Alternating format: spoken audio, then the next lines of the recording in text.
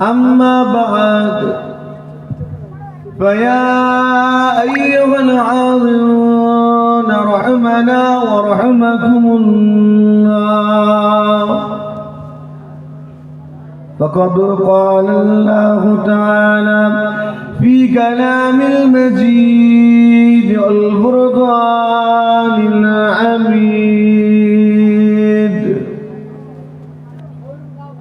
وما محمد إلا رسول قد خلت من قبله الرسول. قال النبي صلى الله عليه وسلم: من أطاعني دخل الجنة ومن عصاني فقد أبى. وقال الله تعالى في كلام المجيد الفرقان الحميد: إن الله وملائكته يصلون على النبي يا أيها الذين آمنوا صلوا عليه وسلموا تسليما. اللهم صل على سيدنا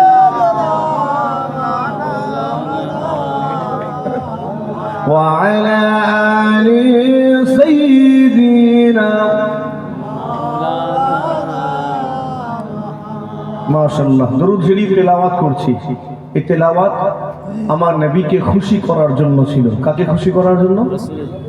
আমার নবীকে খুশি করার জন্য। কেননা আমরা জানি আমার নবী খুশি তো আল্লাহ খুশি। আল্লাহ আপনার আমার উপরে খুশি তো কুল কায়নাত খুশি। মান লাহুল মাওলা ফালাহুল কুল, মাওলা যার কুল কায়নাত তার। জোরে হয় না সুবহানাল্লাহ। তো সেই মাওলা আমার উপরে কখন খুশি হবেন? যখন আমার নবী আমার উপরে খুশি হবেন। সেই নবীকে খুশি করার উদ্দেশ্যে দরুদ শরীফ তেলাওয়াত করব। তেলাওয়াতের মধ্যে একটা আন্তরিকতা থাকবে, একটা মুহাব্বত। সেই তেলাওয়াতটা কতটা আন্তরিকতার সাথে তেলাওয়াত হচ্ছে এটা বুঝবো কি করে? ওই মানুষটার আবেগ দেখে, ঠিক না বলবো? আমরা এমন ভাবে তেলাওয়াত করছি আমাদের তেলাওয়াতটা শুকনো, এটা যেন না হয়, খেয়াল রাখবেন। দরুদ শরীফ অনেক রকমের আছে। একটা দরুদ শরীফ আল্লাহুম্মা সাল্লি আলা সাইয়্যিদিনা নাবিয়্যিনা শাফিয়্যানা হাবিবানা মাওলানা মুহাম্মদ ওয়া আলা আলিহি ওয়া আসহাবিহি ওয়া বারিক ওয়া সাল্লিম, এটা একটা দরুদ। আর একটা দরুদ যেটা মজলিসে পাঠ করলাম, অন্যান্য মজলিসেও পাঠ করা হয়, ওটাও দরুদ। আবার একটা দরুদ শরীফ পাঠ করি নামাজে, করি না? আল্লাহুম্মা সাল্লি আলা মুহাম্মাদিন ওয়া আলা আলি মুহাম্মাদিন কামা সাল্লাইতা আলা ইব্রাহিম ওয়া আলা আলি ইব্রাহিম ইন্নাকা হামিদুম মাজিদ, এটাও দরুদ। তো অনেক রকমের দরুদ শরীফ আছে। সবচেয়ে সংক্ষেপিত দরুদ হলো সাল্লাল্লাহু আলাইহি ওয়াসাল্লাম। একবার জোরে হয় না সুবহানাল্লাহ। আচ্ছা বলেন তো, দুনিয়ার মধ্যে কোন ব্যক্তিটা সবচেয়ে বড় কৃপণ? যে ব্যক্তিটা আমার নবী পাক সাল্লাল্লাহু আলাইহি ওয়াসাল্লামের নাম মুবারক শুনলো অথচ আমার নবী পাকের প্রতি দরুদ শরীফ তিলাওয়াত করতে পারলো না, ওই ব্যক্তিটা হলো সবচেয়ে বড় বখিল, সবচেয়ে বড় কৃপণ, সবচেয়ে বড় কঞ্জুস। আপনাকে আমাকে সতর্কতা অবলম্বন করতে হবে, আপনার আমার নাম যেন ওই বখিলের খাতায় না ওঠে। আমরা মনে করি টাকা আছে খরচ করে না, ও হয়তো সবচেয়ে বড় বখিল। ওর চেয়েও বড় বখিল যে আমার নবী পাকের প্রতি দরুদ শরীফটা তিলাওয়াত করতে পারে না, সে হলো সবচেয়ে বড় কৃপণ, কঞ্জুস। আপনি আমি অনেক সময় দেখি মাহফিলে অনেক মানুষ চুপ করে বসে থাকে, থাকে না? থাকে না? হ্যাঁ, দরুদ শরীফ তিলাওয়াত করে না। এই জন্যই বললাম, এগুলো বলছি বলে খারাপ খারাপ লাগছে মনে হয়, এগুলো একটু বলার দরকার আছে। আচ্ছা বলেন তো, মজলিসে কিছু মানুষ চুপ করে থাকে, ভুলে যায়, আছে না নেই? যারা দরুদ শরীফ তেলাওয়াত করতে ভুলে যায় তাদের বিষয়ে আমার নবী কি বলেছেন বলবো আপনাদের, শুনবেন?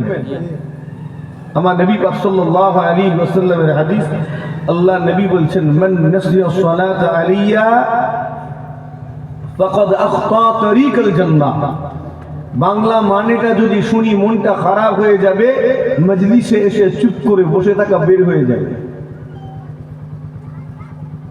আল্লাহ নবী বলছেন, যে ব্যক্তিটা দরুদ শরীফ তেলাওয়াত করতে ভুলে গেল, যে ব্যক্তিটা দরুদ শরীফ তেলাওয়াত করতে ভুলে গেল, ফাকাদ আখতা তরিকাল জান্নাহ, ওই ব্যক্তিটা জান্নাতের রাস্তাটাই ভুলে গেল। নাউযুবিল্লাহ। মজলিসে এসে আমরা ভুলে যাচ্ছি, অন্যমনস্ক হয়ে বসে আছি। এই হাদিস বলার পরে আশা করি কাউকে বলতে হবে না যে জোরে বলুন, বলার দরকার আছে? আশা করি বলতে হবে না। কেননা যে দরুদ শরীফ ভুলে গেল, সে জান্নাতের রাস্তা ভুলে গেল। এটা আমার বাণী নয়, আমার কথা নয়, আমার নবী বলেছেন। অতএব সতর্কতা অবলম্বন করবেন। আল্লাহ তৌফিক দেন। বলি না আল্লাহুম্মা আমিন। দরুদ শরীফ প্রত্যেকে মুহাব্বতে, আন্তরিকতার সাথে উচ্চ আওয়াজে তেলাওয়াত করব। একটু আওয়াজটা দেখে নেব।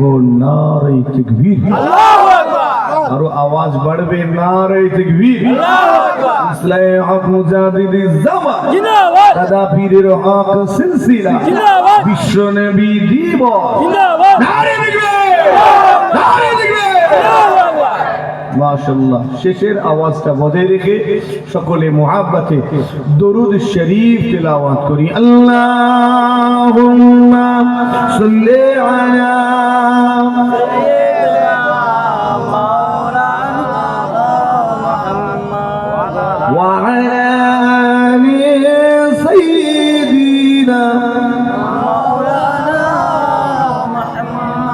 সৃষ্টির শ্রেষ্ঠ তুমি মুহাম্মদ রাসূল,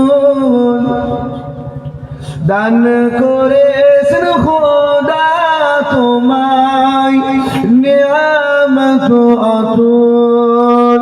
সৃষ্টির শ্রেষ্ঠ তুমি মুহাম্মদ রাসূল, দান করেছেন খোদা তোমায় নিয়ামত অতুল। সৃষ্টি মাঝে নাহি কেহ, সৃষ্টি মাঝে নাহি কেহ তোমার সমতুল। তোমার নামে পড়তে দরুদ মোরা করব না কবুল। আল্লাহুম্মা সাল্লি আলা সাইয়্যিদিনা মাওলানা মুহাম্মদ ওয়া আলা আলি সাইয়্যিদিনা বলো লা ইলাহা ইল্লাল্লাহ। আরো জোরে লা ইলাহা ইল্লাল্লাহ মুহাম্মাদুর রাসূলুল্লাহ। লা মাকসুদা ইল্লাল্লাহ, লা মাওজুদা ইল্লাল্লাহ, লা মাকসুদা ইল্লাল্লাহ, লা মাওজুদা ইল্লাল্লাহ, লা মাহবুবা ইল্লাল্লাহ। বলো লা ইলাহা ইল্লাল্লাহ, লা ইলাহা ইল্লাল্লাহ মুহাম্মাদুর রাসূলুল্লাহ। হাসবি রাব্বি জাল্লাল্লাহ মা ফি কলবি নূর মুহাম্মদ সাল্লাল্লাহু লা ইলাহা ইল্লাল্লাহ, লা ইলাহা ইল্লাল্লাহ মুহাম্মাদুর রাসূলুল্লাহ সাল্লাল্লাহু আলাইহি ওয়াসাল্লাম। উপস্থিত আমার দিন দরদি নেককার আল্লাহওয়ালা পরহেজগার মোমেন মুসলমান হয়ে যাবে। মুরব্বিয়ানেরা, জওয়ান যুবকেরা, স্নেহের কচি কচি বাচ্চারা, দূর দূরান্তে পর্দার অন্তরালে অবস্থিতা পর্দা নিশিনা মহিলা, মা ও বোনেরা, রব্বুল আলামিন আল্লাহ পাকের দরবারে শুকরিয়া, যিনি আমাদের নসিবকে বড় করেছেন। আজকের ক্ষণস্থায়ী বেহেশতের বাগান আল্লাহ কায়েম করিয়েছেন আমার নবী পাক সাল্লাল্লাহু আলাইহি ওয়াসাল্লামের মুহাব্বতে। এই গ্রামের যুবকেরা তারা আমার নবী পাকের ভালোবাসায় মিলাদুন নবী মাহফিল কায়েম করলেন। আর আল্লাহ পাক আমাদিগকে সেই মিলাদুন নবী মাহফিলে জায়গা দিয়ে খুশ নসিব করলেন। তিনি ইচ্ছা করলে আমাদেরকে এই মুহূর্তে দুনিয়াবি কোনো কাজে ব্যস্ত করে দিতে পারতেন, বাজারে দোকানে আড্ডাখানায় আড্ডা দেওয়াতে পারতেন, কিন্তু না, এই জায়গায় এখানে জান্নাতের বাগানে ঠাঁই দিয়েছেন। কেননা তিনি আমাদেরকে ভালোবেসেছেন, আমাদের ভালোবেসেছেন, আমাদের উপরে রহমত করে বাছাই করে এই জান্নাতের বাগানে জায়গা দিয়ে আমাদের খুশনসিব করেছেন। তাই সকলে শুকরিয়া আদায় করি, উচ্চারণ করে আল্লাহর তারিফ করি, সকলে মিলে বলি আলহামদুলিল্লাহ। উচ্চারণ করে বলি না আলহামদুলিল্লাহ। হাজির হয়েছে অদম গুনাহগার আপনার দাদা পীরের আওলাদ হিসাবে। খুব সংক্ষেপে দুটো আলোচনা। জলসা মাহফিল অনেক হয়, আমরা সে মাহফিলগুলোতে যাই, নিজেদের জীবনের সবচেয়ে মূল্যবান সম্পদটা আমরা এই মাহফিলগুলোতে এসে খরচ করি।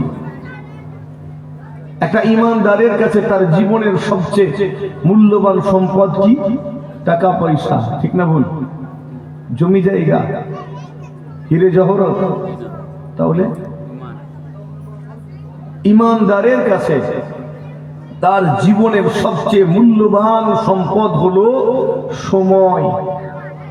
টাকা আজকে কম আছে, কালকে বেড়ে যাবে। জমি আজকে কম আছে, কালকে বাড়িয়ে নিতে পারবো, কিন্তু আমার সময় কম আছে, কালকে বাড়িয়ে নিতে পারবো? এটা এমন একটা সম্পদ যেটাকে আটকে রাখা যায় না, জমিয়ে রাখা যায় না। এই জন্য এটা সবচেয়ে মূল্যবান। আমরা এই মাহফিলগুলোতে আসি, এই জীবনের শ্রেষ্ঠ সম্পদটা খরচ করি, বিনিময়ে কি অর্জন করি সেটা তো নিজেকে জিজ্ঞেস করতে হবে, ঠিক না ভুল? নিজেকে জিজ্ঞেস করবো না যে আমি আমার জীবনের সবচেয়ে সেরা সম্পদটা খরচ করেছি, সেটা খরচ করে বিনিময়ে আমি কি পেলাম, আমাকে কি দেওয়া হলো? তাবারুক তো পাবো না? পাবো না? আছে তো আজকে। এছাড়া আমি আর কি পেলাম? এই মাহফিলে আমি আপনি কি পাই? এই মাহফিলে দুনিয়াতেও, দুনিয়া এবং আখিরাতে আপনার আমার চলার পথের প্রয়োজনীয় সবকিছু আল্লাহ আমাদের মিলিয়ে দেন। একবার জোরে হয় না সুবহানাল্লাহ। এবার যারা নেওয়ার তারা নিতে পারে, যারা নেওয়ার নয় নিতে পারে না। আমরা এখানে আসি, প্রত্যেক কদমের ওসিলা আল্লাহ আমাদের 10টা করে নেকি দেন, 10টা করে গুনাহকে মাফ করেন। প্রত্যেক কদমের ওসিলায় 10টি করে সম্মানকেও আল্লাহ বাড়িয়ে দেন। একবার জোরে হয় না সুবহানাল্লাহ। আচ্ছা বলেন তো, যেই মাহফিলের দিকে হেঁটে হেঁটে এলে সওয়াব, হেঁটে হেঁটে এলে গুনাহ মাফ হয়, হেঁটে হেঁটে এলে মর্যাদা বাড়ে, সেই মাহফিলগুলো কায়েম হওয়ার দরকার নাকি বিরোধিতা করে বন্ধ করা দরকার? যে বন্ধ হওয়া দরকার নেই। আমি উল্টো পাল্টা দিকে যাচ্ছি, আমি লাইনে আছি। কিন্তু কোন ইমানদার তার এই আচরণ হতে পারে কি জলসা মাহফিল গুলোকে জোর করে বিরোধিতা করে বন্ধ করা? কথা বলে না। মানুষ বড় আশা নিয়ে এই মাহফিল গুলো কায়েম করে, যাতে আমি দুনিয়া এবং আখিরাতে চলার দিক নির্দেশনা পাই। দুনিয়াতে কিভাবে চলবো এই দিক নির্দেশনা কোথা থেকে পাবো? এই মাহফিল থেকে। কেননা এখানে শুধুমাত্র এলে সওয়াব আছে তা নয়, গুনাহ মাফ হয় তা নয়, এটা আসার জন্য এসে বসেছি জান্নাতের বাগানে। যতক্ষণ বসবো আমাদের উপরে রব্বুল আলামিনের রহমত বর্ষণ হতে লেগেছে। জোরে হয় না সুবহানাল্লাহ। এছাড়া এখানে বসে বসে ওয়াজ নসিহত শুনবো, জ্ঞান অর্জন করতে পারবো। এই মাহফিল তো আমাদের জ্ঞান অর্জনের মাহফিল। এই মাহফিল আমাদের অতীতের ভুল সংশোধনের মাহফিল। এ মাহফিল আমাদের মুরব্বীদের সওয়াব রেসানির মাহফিল। এই মাহফিলের অনেক উদ্দেশ্য আছে, কিন্তু আমি কয়েকটা কারণে এই মজলিসগুলোর বিরোধিতা করি। খবরদার, এটা ইমানদারের আচরণ হতে পারে না। আমি আপনি দুনিয়াকে প্রাধান্য দিয়ে ফেলছি, দুনিয়াকে গুরুত্ব দিয়ে ফেলছি, যার কারণে আমি আপনি আখেরাতকে ভুলতে বসেছি। ঠিক বলছি না বল? আমার আপনার কাছে দুনিয়া বড় না আখেরাত বড়? কিন্তু আমাদের চালচলন, আমাদের আচরণ, আমাদের কথাবার্তা, এগুলো দেখে বোঝা যায় যে আমাদের কাছে আখেরাতটা বড় না। দেখে তো মনে হয় এই মানুষটা কোনোদিনও মরবে না। ঠিক বলছি না বল? দেখে মনে হয় মানুষটা কোনোদিনও মরবে না, এই চিরকাল এখানেই রয়ে যাবে। যেভাবে চিৎকার করে, হুঙ্কার দেয়, যেভাবে হুমকি দেয়, যেভাবে দলবাজি করে, যেভাবে বিল্ডিং বালাখানা বানায়, দেখে মনে হয় এটাই এর চিরস্থায়ী বসবাসের জায়গা। এই জায়গা ছেড়ে আর কখনো যাবে না। অথচ তোমার এই মনে হওয়াটা পুরোপুরি ভুল, ভ্রান্ত।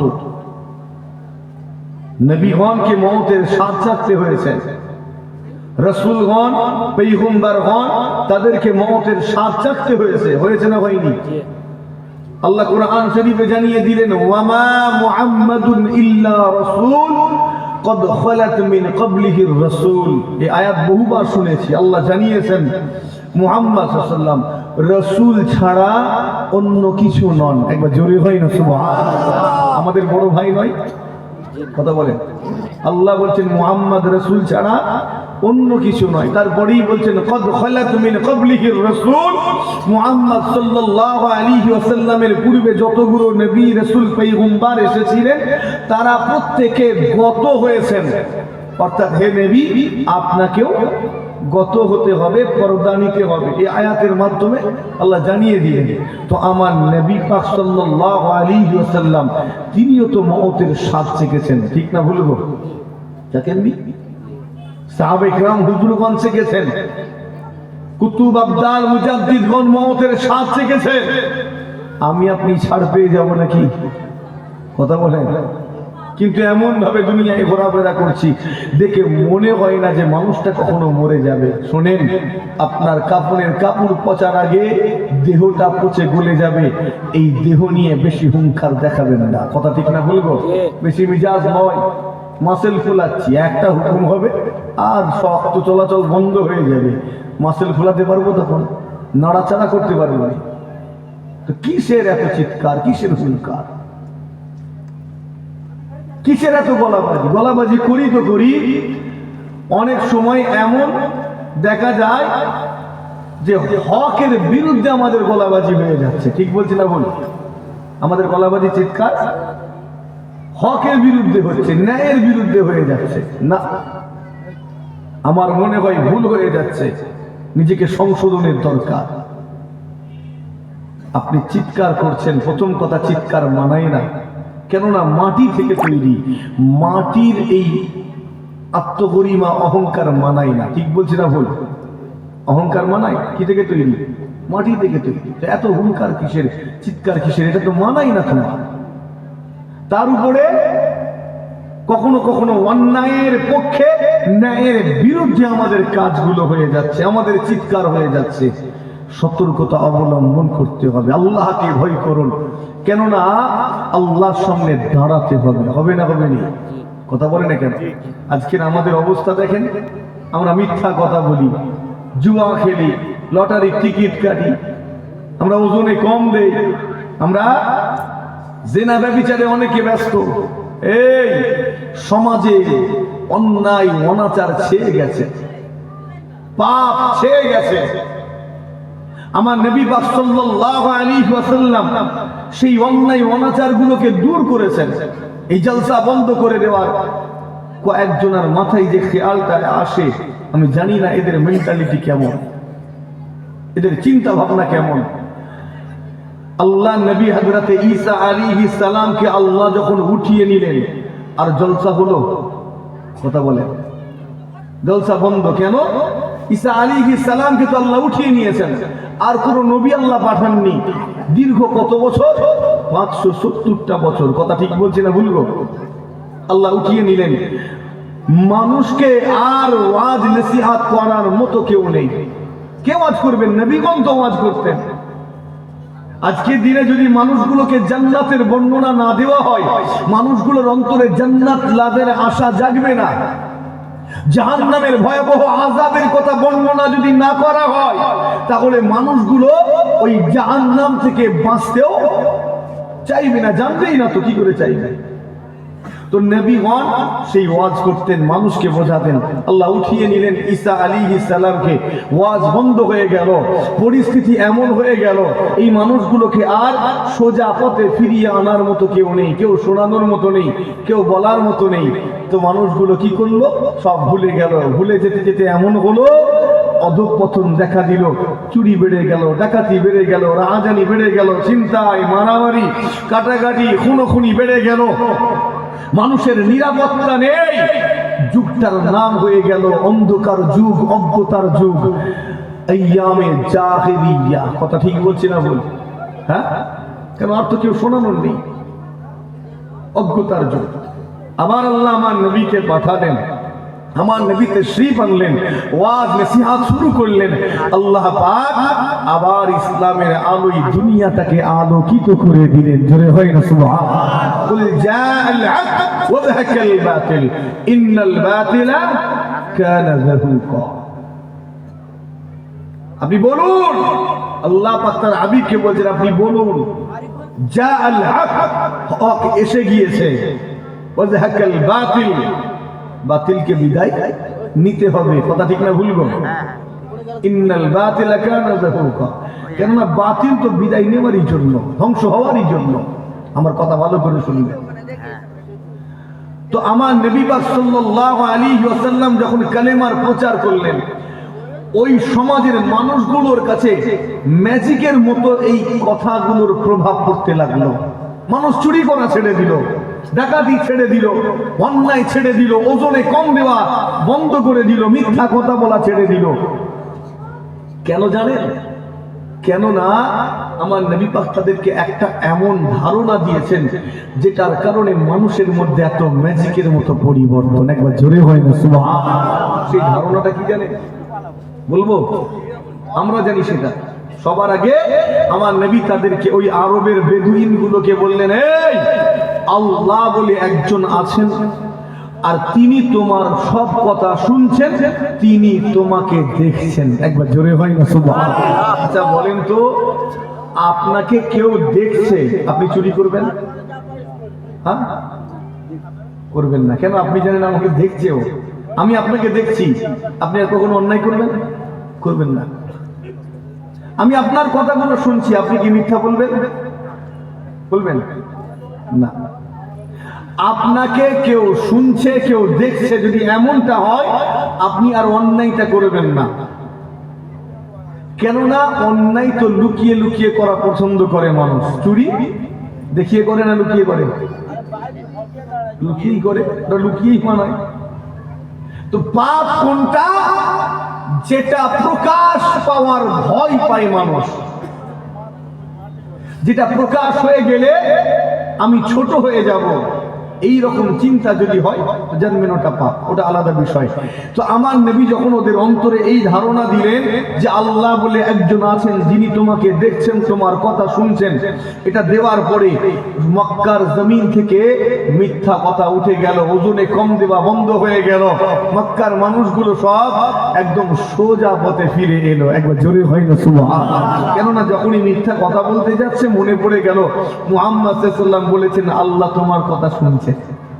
আর বলবে? আর বলবে? আর বলেনি, বন্ধ। যখনই ওজনে কম দিতে যাচ্ছে, তখনই মনে পড়ে গেল মুহাম্মদ সাল্লাল্লাহু আলাইহি ওয়াসাল্লাম বলেছে যে আল্লাহ তোমাকে দেখছে। বাস, ওজনে কম দেওয়া বন্ধ।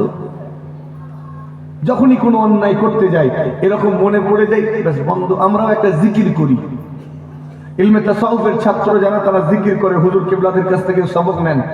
আল্লাহু হাজিরি, আল্লাহু নাজিরি, আল্লাহু সামিঈ, আল্লাহু বাসিরি, আল্লাহু মাই। এই জিকির করি না করিনি? হ্যাঁ, এগুলোর মানে কত সুন্দর জানেন? আল্লাহ হাজির, আল্লাহ হাজির আছেন, আল্লাহ নাজির, আল্লাহ আমাকে দেখছেন, আল্লাহ আসামি, আল্লাহ আমার কথা শুনছেন, আল্লাহ বাসিরি, আল্লাহ আমাকে দেখছেন, দেখেন, আল্লাহ মাই, আল্লাহ আমার সঙ্গে রয়েছেন। একবার জোরে হয় না সুবহানাল্লাহ। জি হ্যাঁ, তো এই বিশ্বাস যদি ইমানদারের থাকে, ওই ইমানদারের দ্বারা কোনোদিন গুনাহ হতে পারে না, অন্যায় হতে পারে না। কিন্তু আজকের আমাদের মানুষগুলো যারা এই অন্যায়গুলো করে, তাদের এই বিশ্বাস আছে তো আল্লাহ তাকে দেখছেন? কথা বলেন, থাকলে তো এই অন্যায় করতো না। আমি কোথায় নিয়ে যাচ্ছি বুঝতে পারছেন? হ্যাঁ, যে মানুষটা মদ্যপান করে, ওর যদি এই বিশ্বাস থাকতো যে আল্লাহ আমাকে দেখছেন, এই বিশ্বাস যদি ওর থাকে, ও মদ খেতে পারবে? তার মানে ওর এই বিশ্বাসটা নেই, তাই মদ্যপান করছে। যদি বিশ্বাস না থাকে, বাংলায় তাকে কি বলা হয়? অবিশ্বাসী, ঠিক না ভুল? কথা বলে না কেন?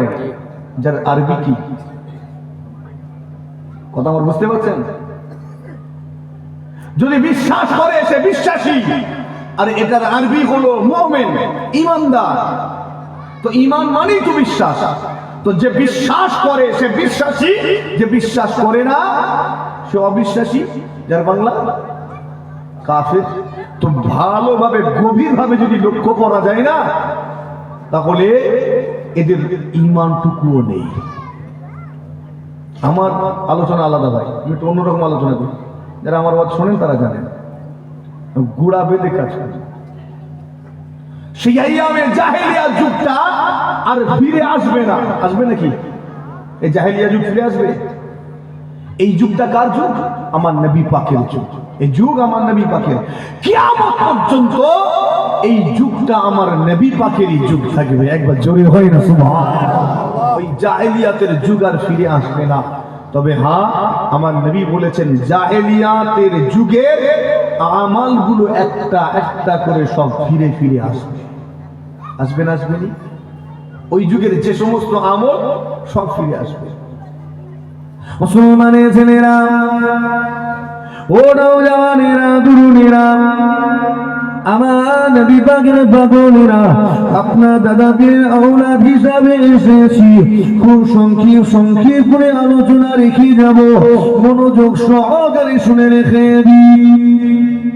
আইয়ামে জাহেলিয়া যুগটা ফিরে আসবে না, তবে সেই যুগের কৃত কর্মগুলো একটা একটা করে ফিরে ফিরে আসবে। সেই যুগের পাপাচার, অন্যায়গুলো, জুলুমগুলো সব ফিরে ফিরে আসবে। জিহা শুনে রেখে দিন, সেই যুগে মানুষগুলোর কোনো নিরাপত্তা ছিল না। আজকে দিনেও মানুষের কোনো নিরাপত্তা নাই। ঠিক বলছিলাম? যার উপরে ভরসা করবেন আপনি, ভরসা করলেই ফাঁসবেন, পুরো ফাঁসবেন। বাড়ি থেকে মানুষটা বের হয়েছে, ও বাড়ি ফিরবে কিনা কোনো নিশ্চয়তা ছিল না সেই যুগে। আজকেও এইরকম হাল তৈরি হয়েছে না হয়নি? কথা বলেন না কেন? অন্যান্য জায়গায় কি হাল জানিনি, আপনার এলাকার হাল আপনি ভালো জানেন। নওজওয়ানেরা, তরুণেরা, সেই যুগের মানুষগুলো জিনা ব্যভিচারে লিপ্ত হতো। আজকের দিনেও সেই বদ আমলটা ফিরে এসেছে। সেই যুগের মানুষগুলো চুরি করত, ডাকাতি করত, রাহাজানি করত, চিন্তা করত, মারামারি করত, কাটাকাটি, খুনোখুনি করত। সমস্ত ওই কাজগুলো একটা একটা করে বর্তমানে আমাদের সময় ফিরে এসেছে। কেননা কিয়ামত তো নিকটবর্তী। ও নওজওয়ানেরা, এই কাজগুলো যদি ফিরে ফিরে না আসে, তাহলে দুনিয়া তো ধ্বংস হবে না। সেই যুগের মহিলারা অর্ধ উলঙ্গ অবস্থায় বাড়ির বাইরে বের হতো, অর্ধ উলঙ্গ অবস্থায় বাইরে ঘুরে ঘুরে বেড়াতো। শুধু তাই নয়, ওই সময়কার মহিলারা যদি গর্ভবতী হতেন, ওই মহিলা দুশ্চিন্তাগ্রস্ত হয়ে পড়তেন, তিনি বড় পেরেশান হয়ে পড়তেন। কেননা তিনি এটাই চিন্তা করতেন, ও রব্বি আল্লাহ, আমার এই গর্ভস্থ বাচ্চাটি কন্যা না হয়ে যায়, গর্ভস্থ বাচ্চাটি যেন মেয়ে না হয়। কেননা আমার এই গর্ভস্থ বাচ্চাটি যদি কন্যা হয়, মেয়ে হয়, তাহলে তাকে জীবন্ত বালিকা বালিকে পুঁতে দেওয়া হবে। কথা ঠিক বলছি না বল? সে যুগে বাচ্চা কন্যা ভূমিষ্ঠ হলে তাকে হত্যা করা হতো, বালি খুঁড়ে জীবন্ত পুঁতে দেওয়া হতো। আজকের দিনে এরকম হয় না ভাই? কথা বলে না কেন? হয় না তো? কেন? আমরা তো একটু মানবিক হয়েছি না, একটু সভ্য হয়েছি, তো ডিজিটাল হয়েছি। কি হয়েছি? কথা বলে? আমার কথা শুনছেন আপনারা? আমরা আজকে কি হয়েছি? ডিজিটাল হয়েছে, পদ্ধতিটাও ডিজিটাল।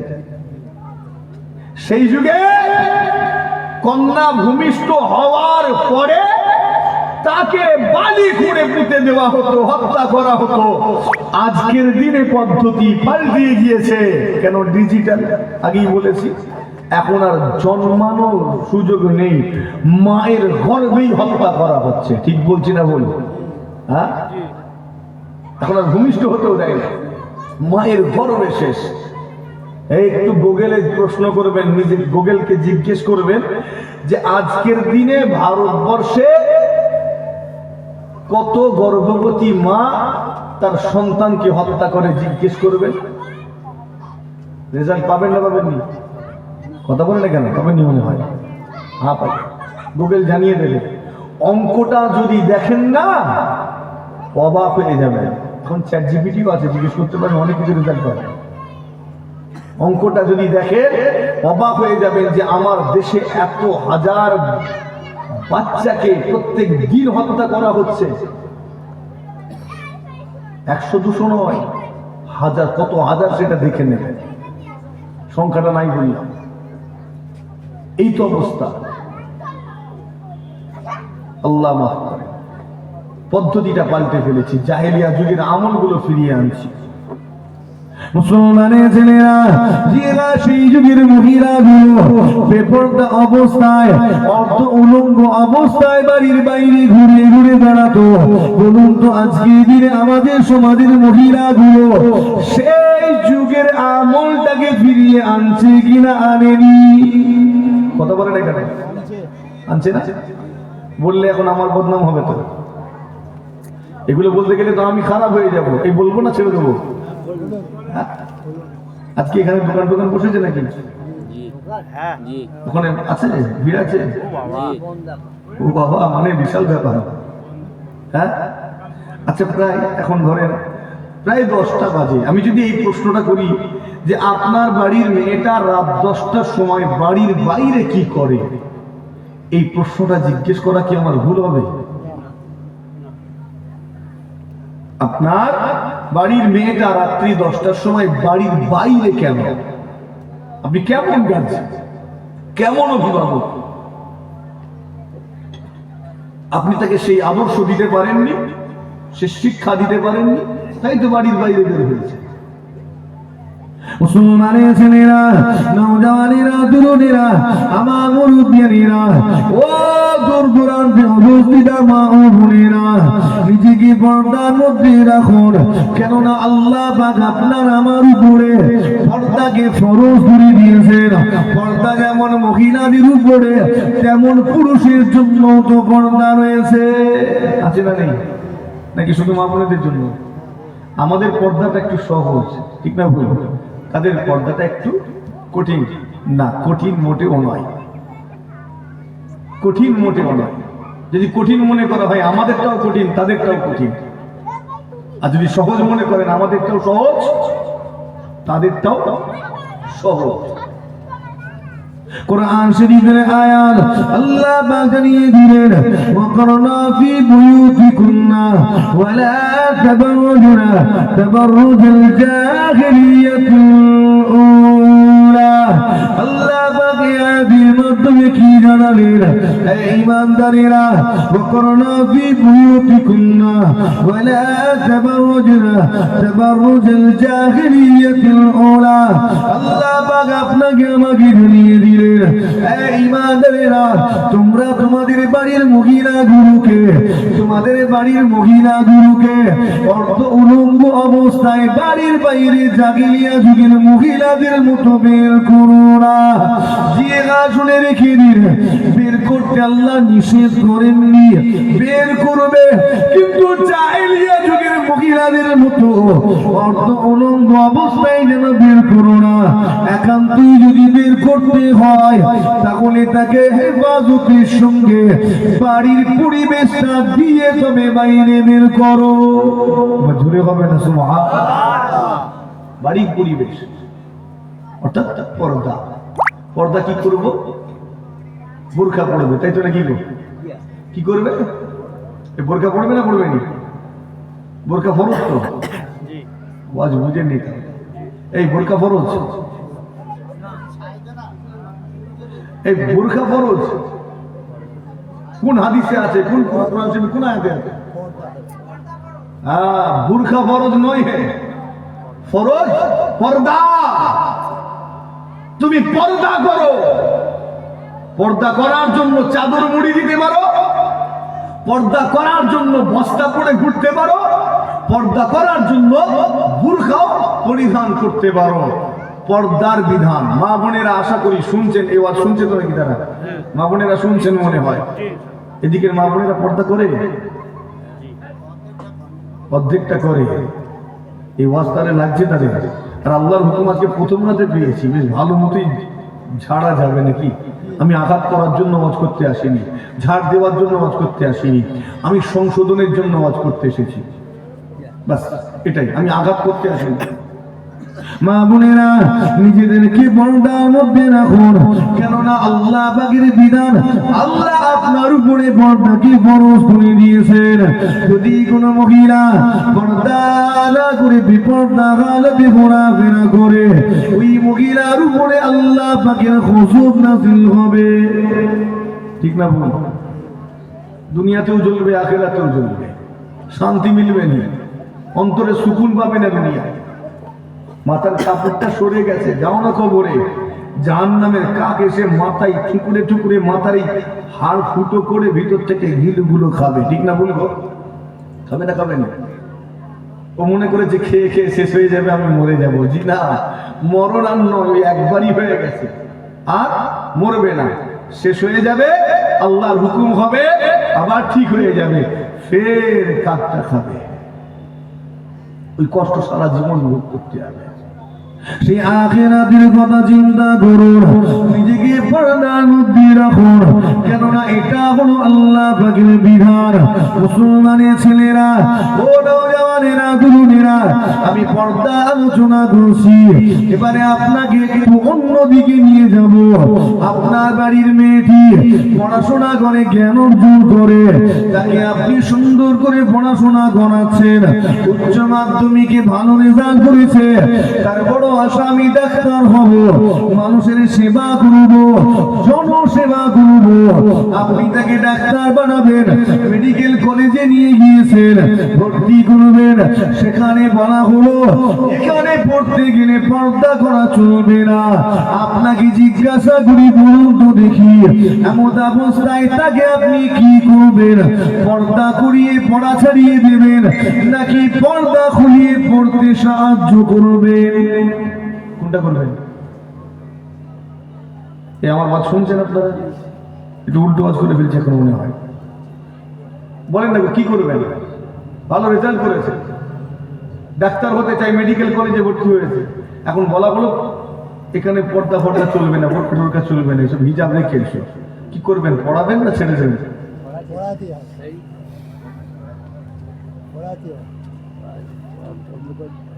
পর্দা ফরজ না ফরজ নয়? কি করবেন? মুসলমানের ছেলেরা, ও নওজওয়ানেরা, তরুণীরা, আমার মুরব্বিয়ানেরা, আল্লাহর ওলি বান্দাগণেরা, আপনাকে আমাকে কত সুন্দর পরিবেশ উপহার দিয়েছেন, আপনাকে আমাকে আগিয়ে নিয়ে যাওয়ার জন্য তারা কত মেহনত করেছেন। যতগুলো আল্লাহর ওলি বান্দা আমরা চিনি, আমাদের প্রতি তাদের প্রত্যেকের অবদান রয়েছে। আজকে ফুরফুরা শরীফ করে পাগল হয়ে যায়, ছুটে ছুটে দরবার শরীফে যায়।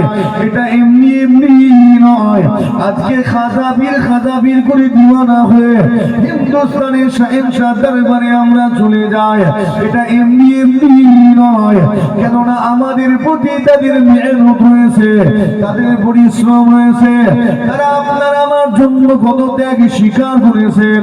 প্রথমত তারা আপনাকে আমাকে কালেমা পড়িয়েছেন, আপনাকে আমাকে কালেমা পড়িয়ে ঈমানদার বানিয়ে আল্লাহ পাকের জান্নাতে যাওয়ার রাস্তা দেখিয়ে দিয়েছে। আল্লাহর ওলিদের মেহনত একটু বলবো নাকি? হ্যাঁ, প্রথমত তারা কালেমা পড়িয়েছেন। আজকে তাদের ভালোবাসি এমনি নয়, আমরা জাহান্নামী হয়ে যেতাম, জান্নাতি বানাচ্ছেন আল্লাহর ওলিরা কলেমা পড়িয়ে দিয়ে। একবার জোরে হয় না সুবহানাল্লাহ। এবারে কালেমা পড়ানোর পরে হুজুর কিবলাগণ আমাদেরকে বৈঠকি আলোচনার মাধ্যমে আপনাকে আমাকে সংশোধন করলেন, পরিবর্তন করলেন, বৈঠকি আলোচনায় বুঝিয়ে দিলেন, বাবা একটু তুমি হাঁটুর নিচে কাপড় রাখবে, মা বাপের খিদমত করবে, সবার সঙ্গে সুন্দরভাবে হাসি মুখে কথা বলবে, বাবা মদ্যপান করবে না, জুয়া খেলবে না, লটারি কাটবে না, সাতটা পাশা খেলবে না। তারা প্রাথমিক আলোচনার মাধ্যমে আপনাকে আমাকে ভালো কাজগুলো শিখিয়ে দিলেন আর খারাপ কাজ থেকে বিরত করে দিলেন। কেননা কেবলমাত্র নেক আমল করলে হবে না, নেক আমলের পাশাপাশি বদ আমলগুলো থেকেও আপনাকে আমাকে বাঁচতে হবে। আল্লাহ পাক নেক আমলে খুশি হন আর তিনি আপনাকে আমাকে বদ আমল থেকে বিরত থাকতে বলেছেন। বান্দা যদি বদ আমল শয়তানি আমলগুলো থেকে নিজেকে বাঁচাতে পারো, তাহলে মনে রেখো তুমি হয়ে যাবে সফল কাম আমার জান্নাতি বান্দা। কুরআন শরীফের আয়াত আল্লাহ পাক জানিয়ে দিলেন, ইয়া আইয়ুহাল্লাযীনা আমানু ইন্নামাল খামরু ওয়াল মাইসিরু ওয়াল আনসাবু ওয়াল আযলাম রিজসুম মিন আমালিশ শাইতান ফাজতানিবুহু লাআল্লাকুম তুফলিহুন। আল্লাহ পাক জানিয়ে দিলেন, আমার ইমানদার বান্দা বান্দীগণেরা, ইন্নামাল খামরু, তোমরা মদ্যপান করো না, মদ্যপান করো না, মদ খেও না। আল্লাহ পাক আরো নিষেধ করলেন, ওয়াল মাইসির, জুয়া খেলো না, সাট্টা খেলো না, পাশা খেলো না। আল্লাহ আরো নিষেধ করলেন, ওয়াল আনসাব, ঈমানদারেরা ভূত পূজা করো না, মূর্তি পূজা করো না। আল্লাহ পাক আরো নিষেধ করলেন, ওয়াল আযলামু রিজসুম মিন আমালিশ শাইতান, ঈমানদারেরা আর তোমরা ভাগ্যনিক দ্বারা পীরকে ব্যবহার করো না, লটারি কেটো না, কেননা এগুলো হলো রিজসুম মিন আমালিশ শাইতান, শয়তানের ঘৃণিত আমল, ঘৃণিত কাজ। ফাজতানিবুহু লাআল্লাকুম তুফলিহুন, যদি সফল কাম হতে চাও তাহলে এই শয়তানি ঘৃণিত আমলগুলো থেকে নিজেকে বাঁচিয়ে রাখো, বিরত থাকো। জোরে হবে না সুবহানাল্লাহ। তো আল্লাহ পাক ভালো কাজের যেমন হুকুম দিয়েছেন, খারাপ কাজ থেকে আমাদেরকে বাঁচতেও তো বলেছেন। কথা ঠিক না বলবো? আল্লাহর ওলি বান্দাগণেরা আপনাকে আমাকে খারাপ কাজ থেকে বাঁচানোর জন্য কতবার করে তারা মেহনত করলেন, সতর্ক করলেন। অতঃপর যখন নামাজের জন্য আমি আপনি প্রস্তুত হয়ে গেলাম, আল্লাহর ওলি বান্দাগণেরা আপনার আমার এলাকায় মসজিদ বানিয়ে দিলেন।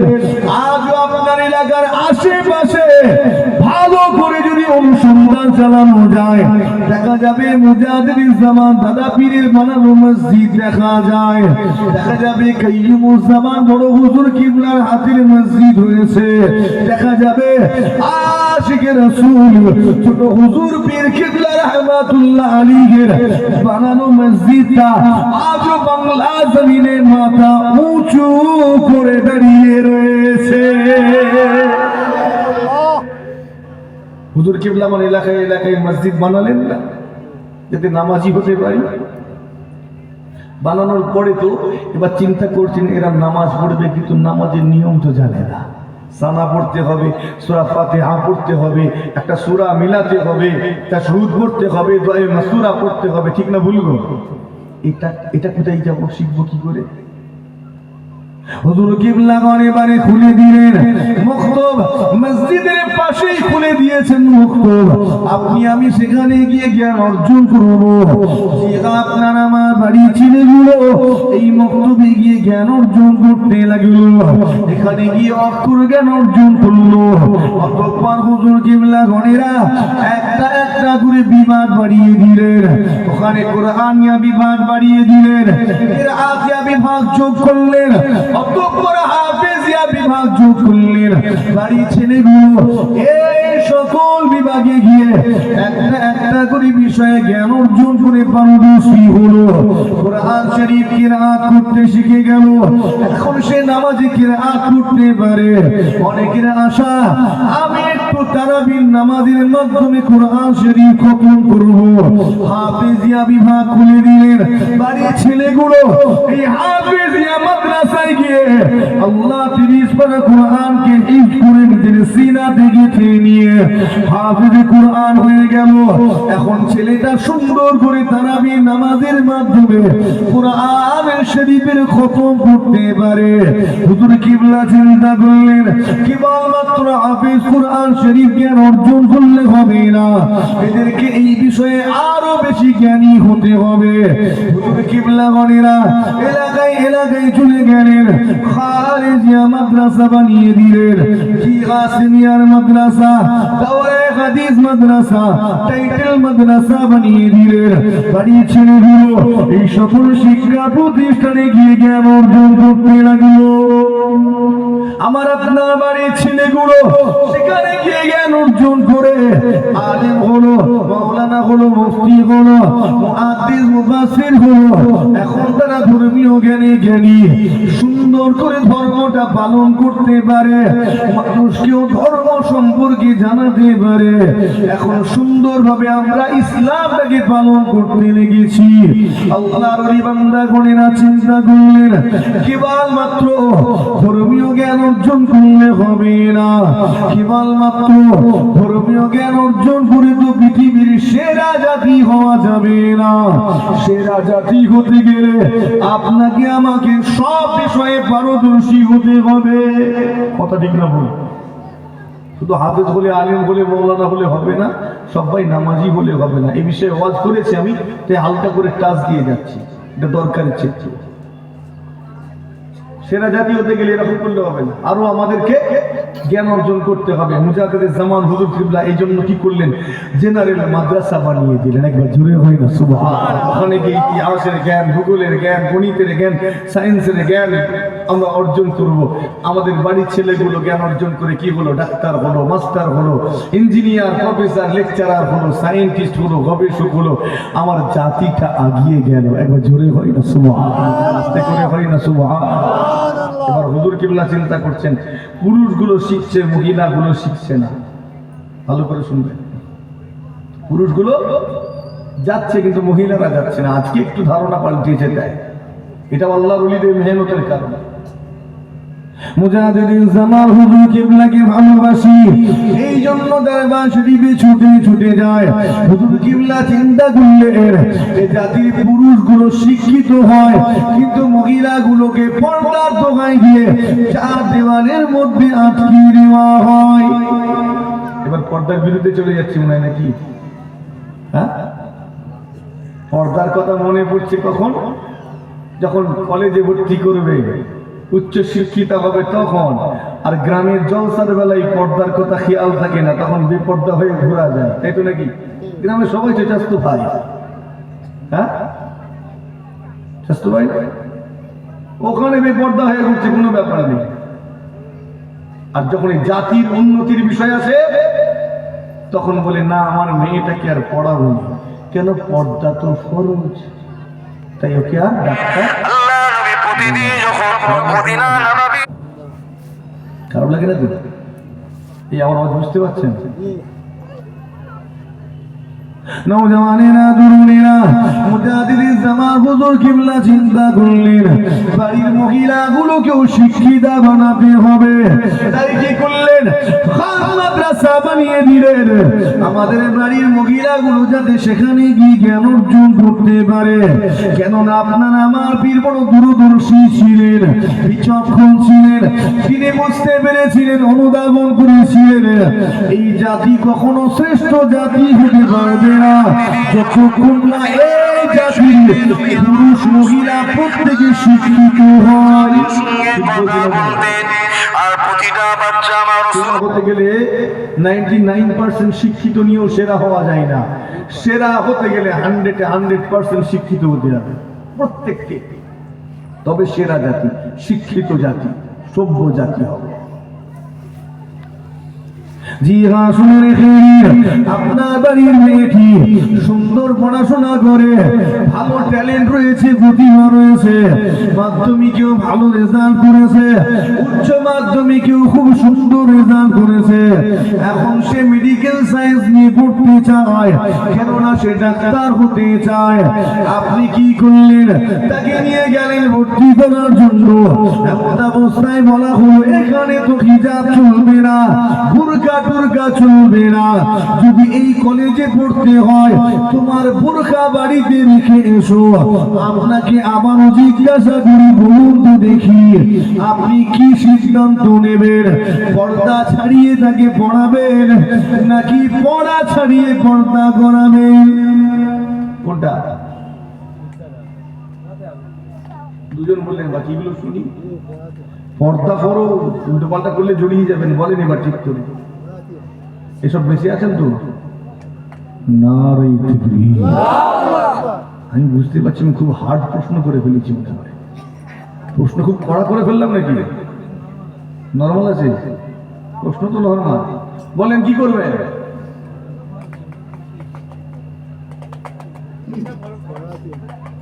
মহাজালাই জ্বলছি নাকি? বিপদে পড়ে গেছি, কি করবো? এমন অবস্থায় আমাকে যদি জিজ্ঞেস করেন, আমি উত্তর দেবো কি সেটা? পরে ফতোয়া দেবেন না তো? ফতোয়াকে ফতোয়ার জায়গায় রাখি। এই জাতিকে আগাতে হবে, আনাড়ি কোনা করলে চলবে না। ইমানদার আনাড়ি হতে পারে না। এখন আপনি পর্দার কথা খেয়াল করছেন, যখন আপনার স্ত্রীটাকে ডেলিভারির সময় নিয়ে যাওয়া হয়েছিল, লেবার রুমে সব মেয়ে ছেলে, সব মহিলা ডাক্তার ছিল তো নাকি? কথা বলে না কেন? ছিল না? যা, তখন আপনার মনে হয়েছিল যে আমার স্ত্রীটাকে মেয়ে ডাক্তার যেন দেখে, ঠিক না বলবো? হ্যাঁ, সিজার করতে হবে যেন পুরুষ ডাক্তার না থাকে। আরে তোমার বাড়ির মেয়েটাকে ডাক্তার বানিয়েছো তুমি, ওখানে খুঁজছো? কথা বলে না কেন? বানানি তো, ডাক্তার বানাবো না, পড়া ছাড়িয়ে টুক করে বিয়ে দিয়ে দেবো। পড়া ছাড়িয়ে বিয়ে দিয়ে দেবো, আর গিয়ে খুঁজবো মেয়ে চেষ্টা। আনারি পোনা হচ্ছে নি। তোমার জাতি কোনোদিন ডাক্তার হতে পারবে না। তারা ডাক্তার হবে, তুমি তাদের হবে কি হবে? পেশেন্ট। তুমি হবে খরিদ্দার। তোমার সঙ্গে ব্যবহারটাও কষায়ের মতো হবে, যাবে আর যাবে। আমার ওয়াজ একটু ভালো করে বোঝার চেষ্টা করেন। একটু উল্টো পাল্টা হলে লাস্টে আমার উপরে ফতোয়া পড়ে যাবে। এই জন্য আমিও স্লো আলোচনা করছি। এই আলোচনায় স্পিড করে বেরিয়ে যেতেও পারছি না আমি। কিন্তু কেউ যদি আমার কারণে একটু ভুল বুঝে, তাহলে সে তো আমার কারণে ভুল বুঝছে। কথা ঠিক না বলবো? তো আমি ধরা পড়ে যাবো। তো আমাকেও এমন ভাবে আলোচনাটা করতে হবে যেন মানুষ ভুল না বুঝে। পর্দা অবশ্যই ফরজ, পর্দা করতে হবে, কিন্তু এখানে আগিয়ে নিয়ে যেতে হবে জাতিটাকে। জাতির প্রশ্ন চলে আসছে, এই দেশের ব্যাপার। কেননা মেয়েটা যদি ডাক্তার হয়, আমার দেশ একটা যোগ্য ডাক্তার পাবে। একবার জোরে হয় না সুবহানাল্লাহ। আচ্ছা, কলকাতায় কিংবা আপনার এলাকায় কোনো নার্সিং হোম কিংবা হসপিটালে গিয়েছেন, আপনি গিয়ে দেখলেন সব অফিসে বসে আছে, আপনি কথাবার্তা বলছেন, এমন অবস্থা একটা আওয়াজ উঠলো, এই ডাক্তার আসছে, আমাদের ম্যাডাম আসছে। কে আসছে? ম্যাডাম আসছে। যেই খবর পেয়েছেন না, সব দেখলেন অফিসে যেন সব এদিক ওদিক ছড়িয়ে ছিটিয়ে ছিল সবাই, একদম সব ছেড়ে ছুড়ে দিয়ে এসে লাইন দিয়ে দাঁড়িয়ে গেল, ফাইলগুলো গুছিয়ে গেছে, টেবিলে সুন্দর করে সাজিয়ে রাখা হলো। আপনি চিন্তা করছেন এই ম্যাডামটা আবার কি? দেখতে হবে তো, দেখতে হবে না? আপনি ম্যাডাম এসছে, সবাই দাঁড়িয়ে আছে। খানিকক্ষণ পরে দেখলেন ঠিক ওই নার্সিংহোম কিংবা হসপিটালের দরজার গোড়া একটা সাদা মতো গাড়ি এসে দাঁড়ালো। একজন গিয়ে দরওয়াজা খুলে দিয়ে স্যালুট দিল। আপনি চিন্তা করছেন কে রে বাবা, তাকে এত সম্মান দেওয়া হচ্ছে। আপনি দেখছেন গাড়ি থেকে নামলেন একজনা মহিলা, হিজাব পরিহিতা মহিলা। ঠিক করে বলেন তো, এটা দেখে আপনার মনটা খুশি হবে না হবে না? হ্যাঁ, হেঁটে হেঁটে গেলেন, একদম দাঁড়সে গেলেন স্পিডে, গিয়ে বসলেন, ফাইলগুলো ফটাফট করে দেখলেন, দেখে নিয়ে তাড়াতাড়ি করে হুকুম দিলেন, এই তুমি এটা করো, এই করো, সেই করো, হুকুম দিয়ে সাত করে চলে গেলেন। এটা দেখে খুশি হবেন না বেজার হবেন? হ্যাঁ, আচ্ছা বলেন তো, ওই মেয়েটি যদি 5 বছর 10 বছর আগে বলতো আমি পর্দা করবো, পড়া ছেড়ে দেবো, তাহলে আজকে ডাক্তার হয়ে এই জায়গায় আসতে পারতো, মানুষের সেবাটা করতে পারতো? কথা বলে না কেন? কথা বুঝাতে পারছি? মুসলমানের ছেলেরা, নওজওয়ানেরা, তরুণেরা, আমার নবী পাগলেরা, একটু খেয়াল করে শুনে রেখে দিলে, এমন অবস্থায় আপনার মেয়েটাকে আগিয়ে দিতে হবে। কেন বর্তমান সময় ট্যালেন্টের বড় অভাব, প্রতিভার বড় অভাব, আমার জাতিটাকে আগিয়ে নিয়ে যেতে হবে। ওই মহিলাটি কলেজে ভর্তি হলো, একটু খেয়াল করুন, তাকে পর্দা থেকে নিজেকে দূরে সরিয়ে রাখতে হচ্ছে। তবে এই যে নিজেকে পর্দা থেকে দূরে সরিয়ে রাখা, এটা কিন্তু ইচ্ছাকৃত নয়, এটা একেবারে অনিচ্ছাকৃত। নাচার হয়ে কোন রকমের কিছু করতে না পেরে ওই মেয়েটি একেবারে নাচার হালাতে এই কাজ করছে। মেয়েটি ভালোবাসে আল্লাহ, আল্লাহ রাসূলকে, কেননা সে একজন মুসলমান, সে ভালোবাসে আল্লাহর বিধান পর্দাকে। কিন্তু এখন তাকে এই পর্দা থেকে কিছুটা সময়ের জন্য নিজেকে দূরে রাখতে হচ্ছে। এই যে কিছুটা সময়ের জন্য নিজেকে দূরে সরিয়ে রাখা, এটা ওই মহিলাটি, ওই মেয়েটি অন্যান্য যুবকের দৃষ্টি আকর্ষণ করার জন্য করছে না, নিজে আনন্দ মौज মস্তি করার জন্য করছে তা নয়। এটি এই কাজটা করছে কেননা আগামী দিনের এই জাতির কথা ভেবে, আগামী দিনে এই সমাজকে আগিয়ে নিয়ে যেতে হবে, পথ দেখাতে হবে। এই জন্য আজকে দিনে তাকে এই ত্যাগ স্বীকার করতে হচ্ছে।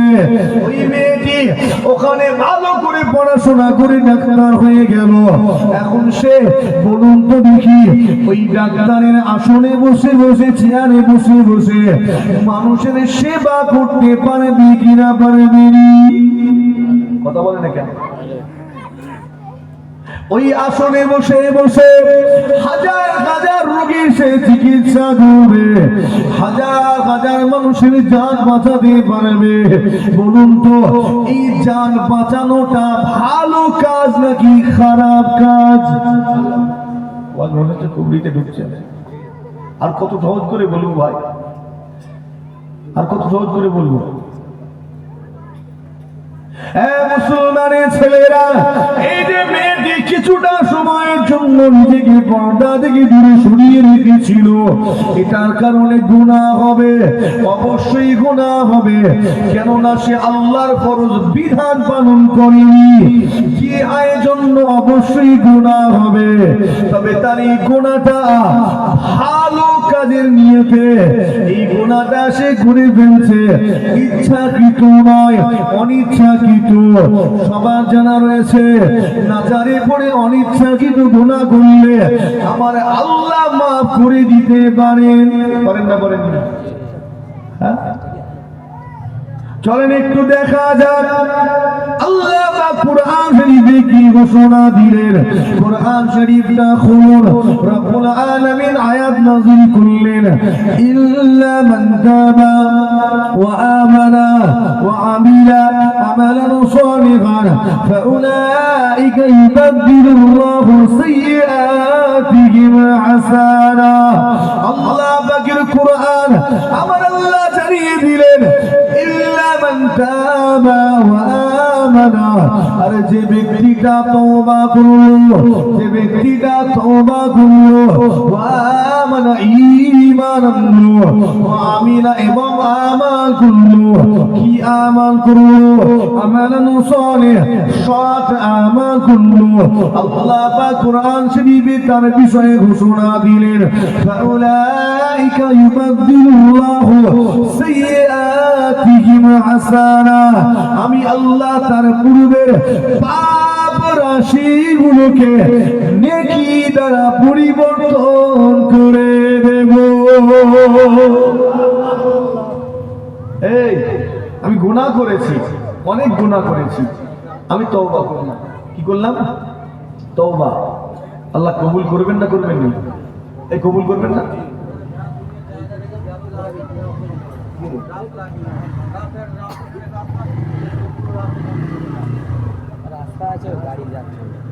রাস্তাটা ক্লিয়ার রাখেন না, রাস্তার হক আছে না? রাস্তার হক আছে, এদিকে খেয়াল রাখতে হবে। রাস্তার অনেকগুলো হক আছে, ওগুলো আমাদের খেয়াল রাখা জরুরি, কোনো মানুষের অসুবিধা না হয়। আর যিনি বিরক্ত হচ্ছেন, আপনাকে বলি আজকে একটা অনুষ্ঠান হচ্ছে, ওটা আপনিও জানেন, জানেন না জানেন? এখানে মানুষগুলোও জানে, যিনি বিরক্ত হয়েছেন তিনিও জানেন। তিনি একটু আওয়াজটা আস্তে করেও বলতে পারতেন। জানি না এত জোরে বলার উদ্দেশ্য কি, হয়তো স্টেজ পর্যন্ত পৌঁছানো হতে পারে, এটা তাকে দিকে খেয়াল রাখতে হবে। একবার দরুদ শরীফ আল্লাহুম্মা সাল্লি আলা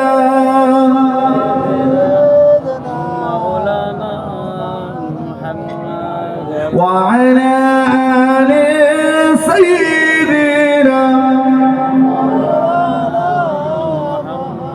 رحمن الذي سسينا بحر ميغاه مرابي مدينة مهر رحمن الذي سسينا بحر ميغاه مرابي مدينة مهر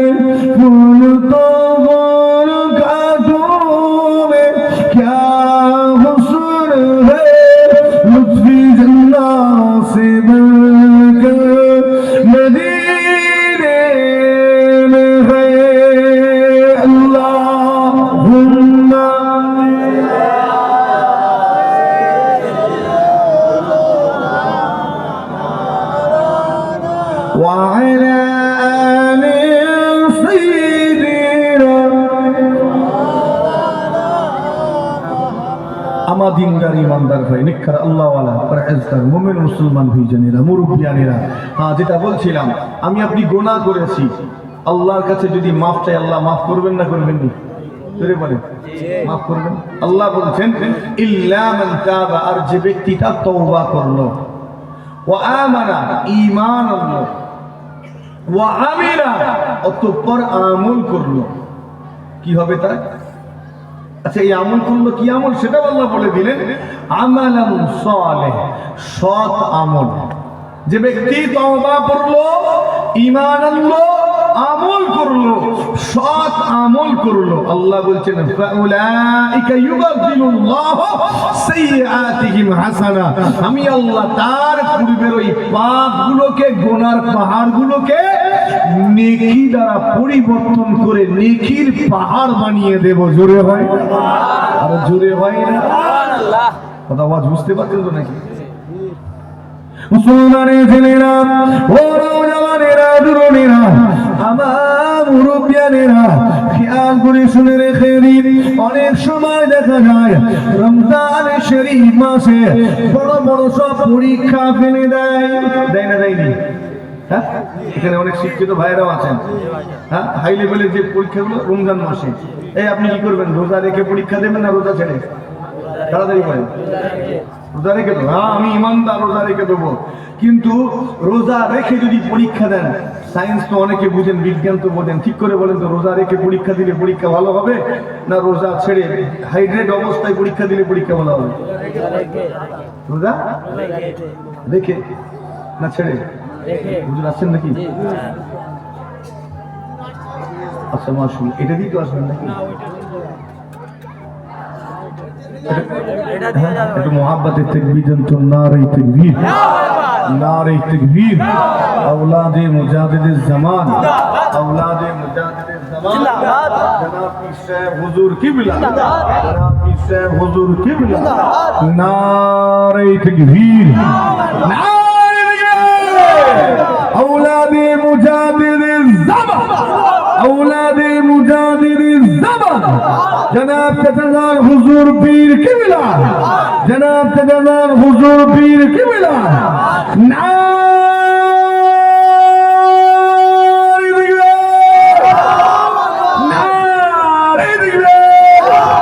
सिलसिला अबू जाबिर ज़मान, दादा पीर रोह के सिलसिला, नारे तकबीर, नारे तकबीर। জালা হুজুর পীর কেবলা, জালা হুজুর পীর কেবলা,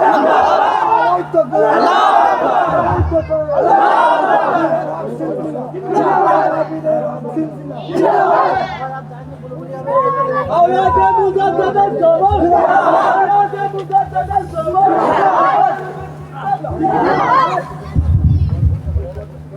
মাশাআল্লাহ, হুজুর কিবলা এসে গিয়েছেন। খুশি তো নাকি? আল্লাহ আমাদের এই খুশি, এই আনন্দকে আরো বাড়িয়ে দেন, বলি আল্লাহুম্মা আমিন। আমি অনেকটা সময় নিয়ে নিয়েছি আপনাদের, বুঝতে পারছি রাতটা হচ্ছে মনে হয়। হ্যাঁ, এই কোথায় একটা কথা বলছিলাম না?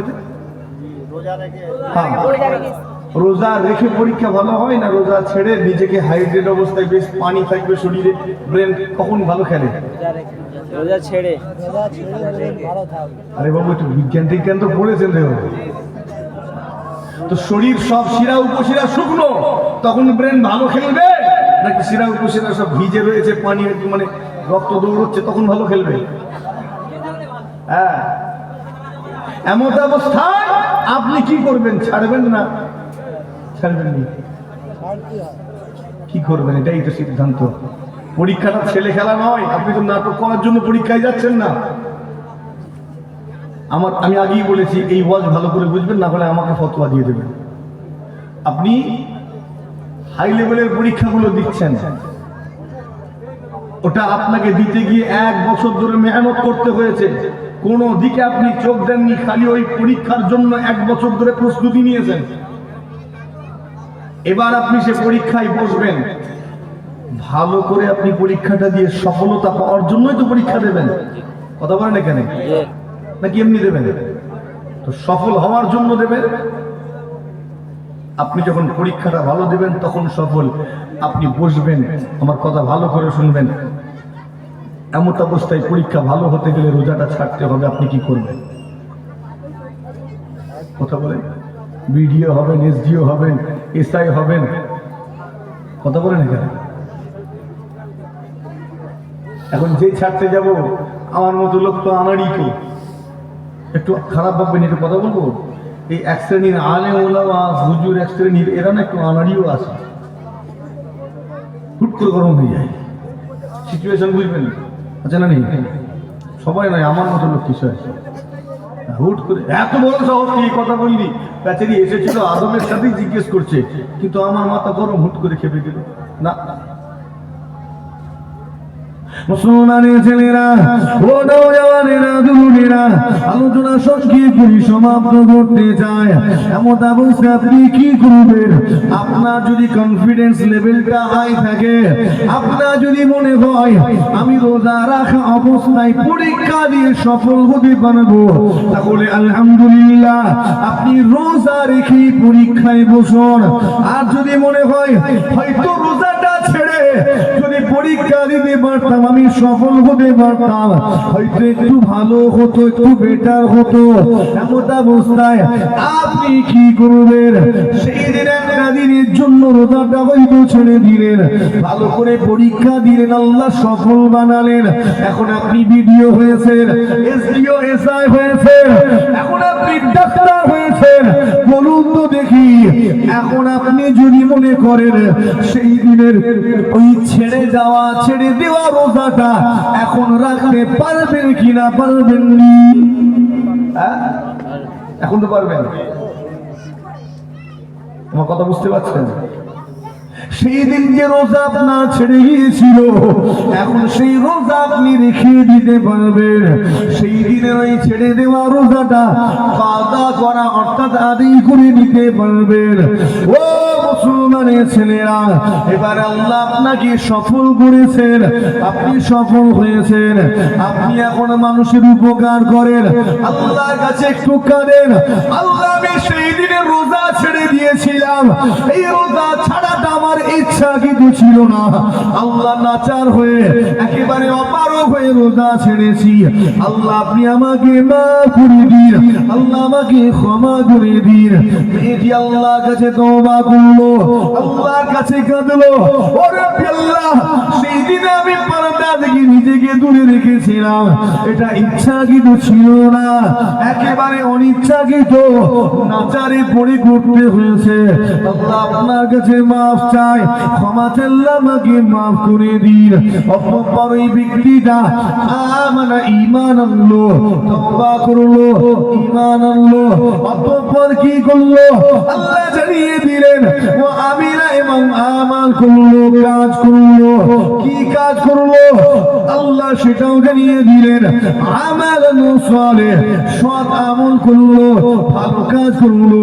এখন ওই মেয়েটি ডাক্তারের চেয়ারে, ডাক্তারের আসনে বসে বসে হাজার হাজার রোগীর জান বাঁচায়। এই জান বাঁচানোটা আল্লাহ পাকের কাছে বড় পছন্দের, আল্লাহ খুশি হয়ে যাবেন। ও নওজওয়ানেরা, এখন সে ভিডিও হয়েছে, এসপিও হয়েছে, এসআই হয়েছে ছেলেটা, এখন সে হাজার হাজার নাগরিকের সেবা করে, হাজার হাজার মানুষের উপকার করে। বলুন তো দেখি, এই উপকার করাটা নেক আমাল নাকি বদ আমাল? জোরে বলেন। এখন এই নেক আমাল, এই মানুষের জান বাঁচানো নেক আমাল। আল্লাহ বলছেন তওবা করলো, ঈমান আনলো, আমল করলো, নেক আমাল করলো, ওই ব্যক্তিটাকে বলে দাও আমি আল্লাহ পাক ওই ব্যক্তির নেক আমলটাকে কবুল করে নিয়ে ওই ব্যক্তির পূর্বের এই পাপ রাশিটাকে ক্ষমা করে আমি আল্লাহ নেকি দ্বারা পরিবর্তন করে দেব। ছিল গুনার পাহাড়, আল্লাহ বলছেন এই মানুষের জান বাঁচানো নেক আমলে আমি আল্লাহ খুশি হয়েছি, ওর ওই গুনার পাহাড়টাকে আমি নেকির পাহাড় বানিয়ে দেব। জোরে হয় না? আরেকটু জোরে হয় না? আজ বুঝতে পারছেন কি? সিদ্ধান্ত আপনি নেবেন, আমি আপনাকে বলে দেবো আপনি কি করবেন। আমি একটু মোটামুটি লাইন বলে দেব। মাঝে মাঝে ভাবছেন হয়তো হুজুর মডার্ন, আলট্রা মডার্ন ওয়াজ করে ফেলছে। জি না, আমার জাতিটার কথা ভাবতে হচ্ছে। মুসলমানের ছেলেরা নিজেকে পরিবর্তন করুন। আল্লাহর ওলি বান্দাগণেরা আপনার আমার প্রতি অনেক অবদান রেখে গিয়েছেন। জ্ঞান অর্জনের জন্য ইলমের প্রতি তারা অবদান রেখেছেন। ইলমে জাহিরি ক্ষেত্রে অবদান রাখলেন, ইলমে বাতিনিটাও ছড়িয়ে গেলেন। আল্লাহর ওলিদের অবদান আমরা কখনো অস্বীকার করতে পারবো না। আজকে পাগলের মতো ফুরফুরা শরীফে ছুটে ছুটে যায়।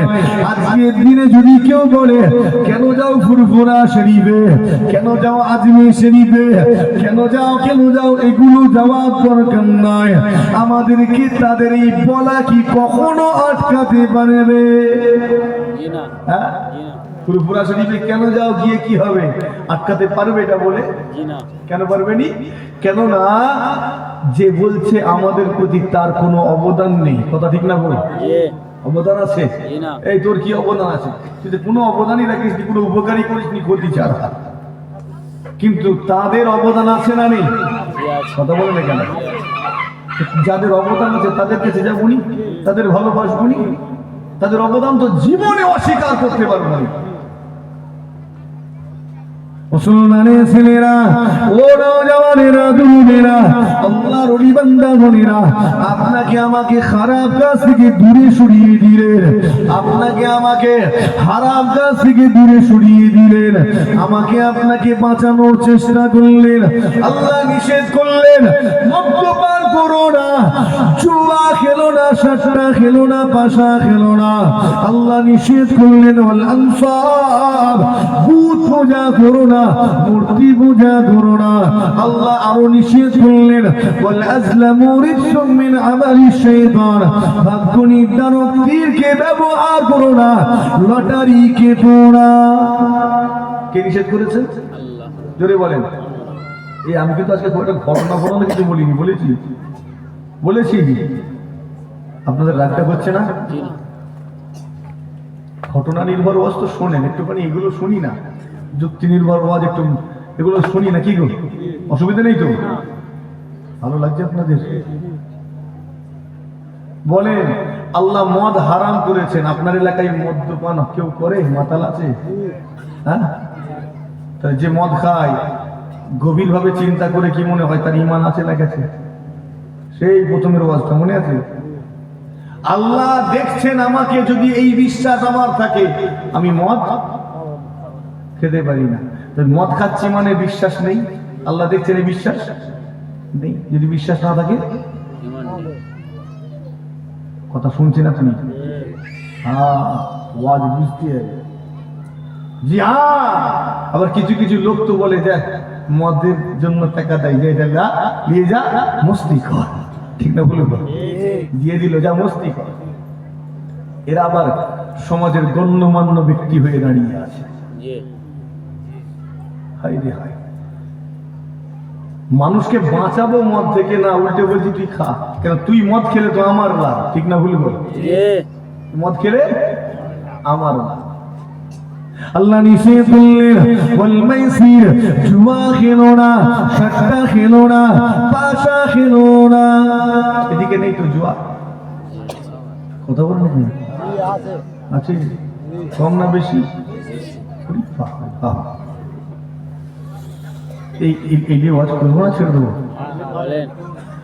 অনেক বিষয় আছে, আমি এই বিষয়গুলো কেন তুলছি কারণ তো আছে রে।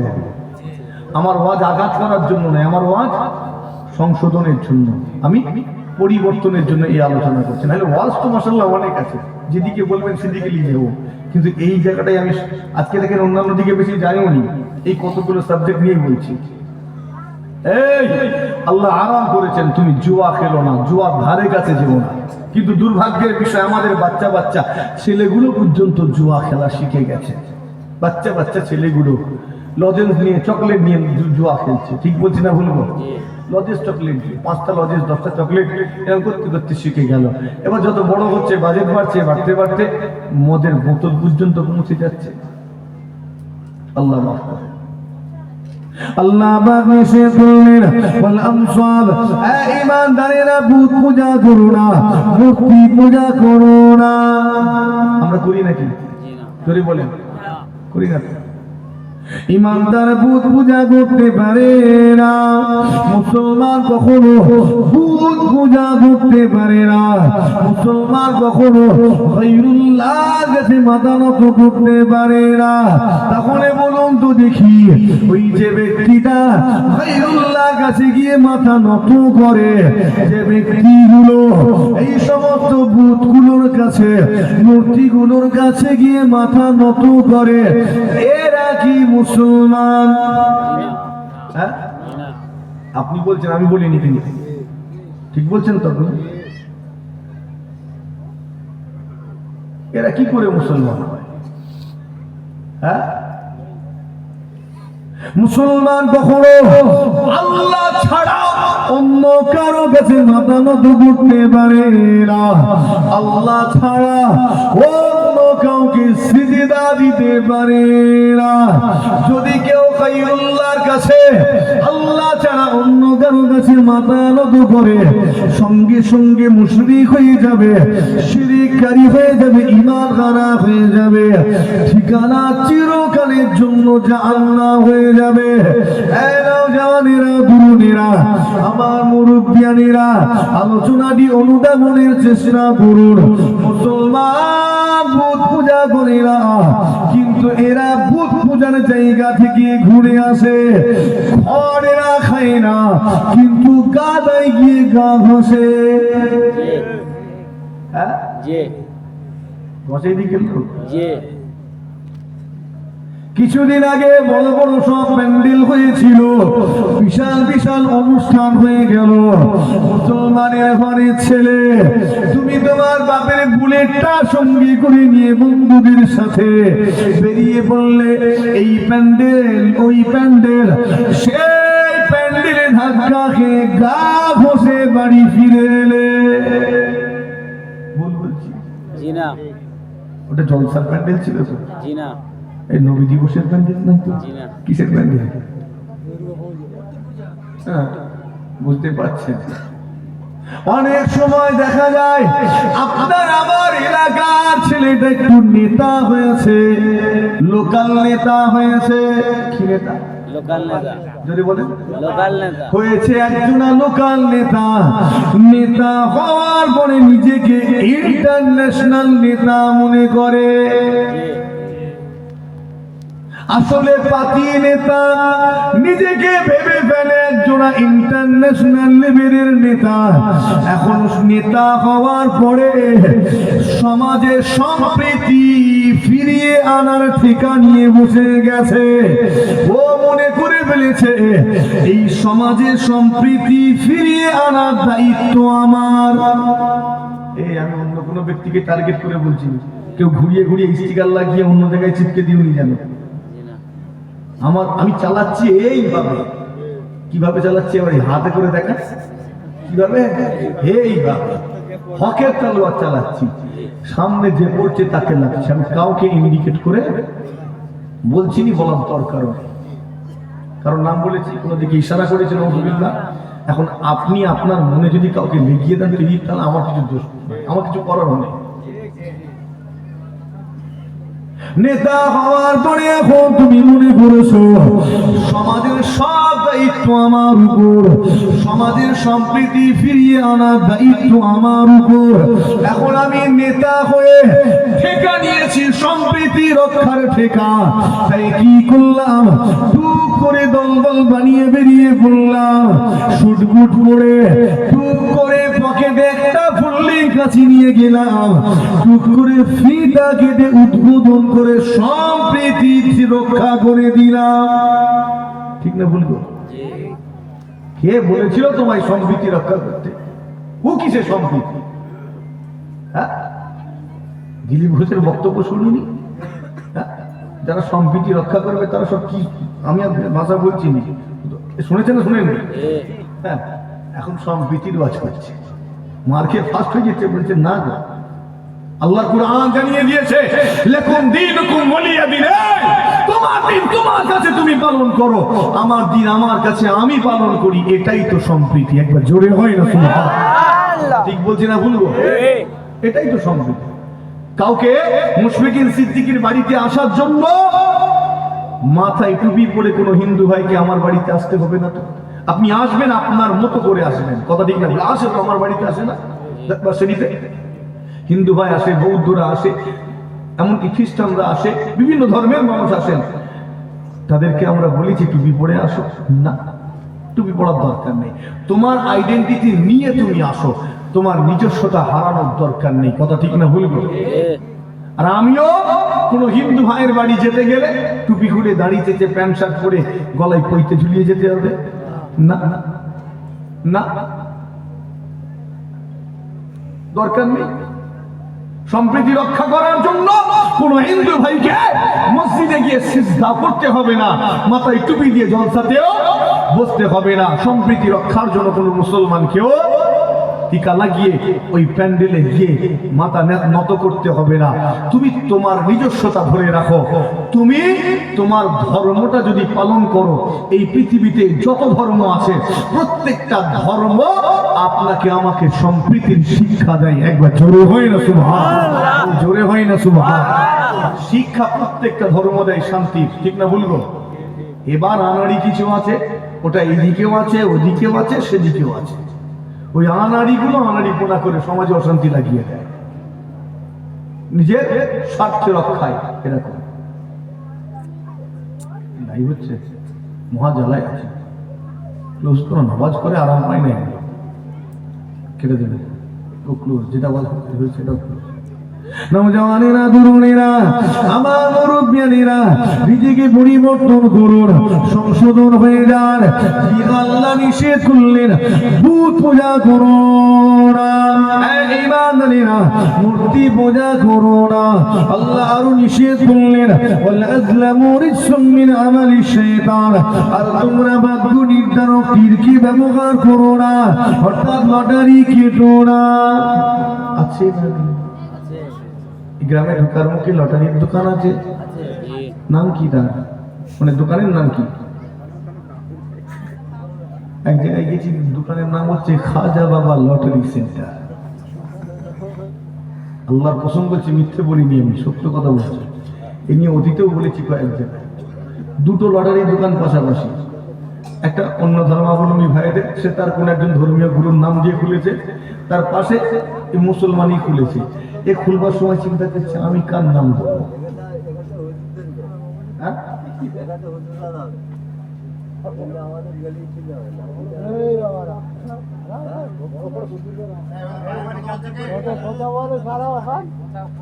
কোনো সমস্যা হচ্ছে নাকি? না, যদি সমস্যা থাকে আমাকে জানাবেন, ইনশাল্লাহ সেইভাবে কথা বলবো। আমি আগেও বলেছি, আমার কোনো ব্যক্তিকে টার্গেট করে কোনো কথা আমি বলিনি। বলেছি নাকি লটারির কথা বলতে খেপে গেল নাকি? আল্লাহ জানে, আমি জানি না কি ব্যাপার।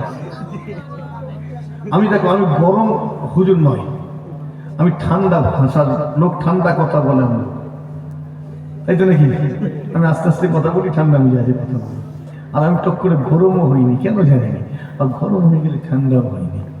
অন্য রাজি মানুষ ফট করে দেয়, আলাদা বিষয়। দেখো ওটা আলাদা। যেটা বলছিলাম, কোথায় ছিলাম আলোচনা? হ্যাঁ, লটারির দোকান, নাম কি? খাজা বাবা লটারি সেন্টার। ওই চিন্তা করছে, ও তো খুলেছে ওর ধর্মীয় গুরুর নাম দিয়ে, আমি কার নাম দেবো? তো খুঁজে খুঁজে আমি একটা ধর্মগুরুর নাম পেয়েছি। কার নাম? খাজা বাবা। লিখে দিয়েছে খাজা বাবা লটারি সেন্টার। মনে করেছে হুজুরের নাম দিলে হয়তো রেহাই পেয়ে যাবো। না, লটারির এমন অবস্থা, আগে ছেলেরা কাটতো, এখন এদিকে কাটে।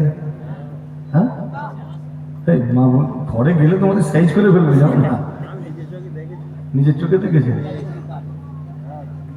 আল্লাহ মাফ করেন। আমাদের লোভ লালসা এত বেড়ে গেছে, আমরা সব লটারিতে আজকাল ডুবে যাচ্ছি। এর মাঝে আবার গ্রামের কেউ যদি একটু লটারিতে 50,000 পেয়ে যায়, কম্পিটিশন কমবে না বাড়বে? আমি 6 মাস ধরে কাটছি, পাইনি, তুই 2 সপ্তাহ কাটছিস, পেয়ে গেলি। এতদিন 30 টাকার কাটতো, এখন 100 টাকার, বাজেটও বাড়িয়ে দেবে যদি একটু পাই।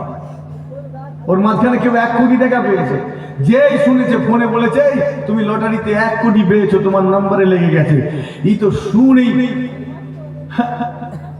কি হলো, শুনেই হার্ট অ্যাটাক, খুশিতে হার্ট অ্যাটাক করে গেছে, মারা গেছে। ও তো কনফার্ম জান্নাতি নাকি গো? কি বলছেন, জান্নাতি না? কি কথা বলে না? এই কাউকে জাহান্নামী বলা যাবে? কি বলছে? একটা লোক মদ খেয়ে রাস্তায় যাচ্ছিল, একটা 16 চাকা গাড়ি এসে ছিঁড়ে চ্যাপটা করে দিয়ে চলে গেল, ও জান্নাতি। কথা ঠিক না ভুল বলো? কথা বলছেন কেন আপনারা? কি তাহলে তাও বলছে, বলা যাবে না? বলা যাবে না তো?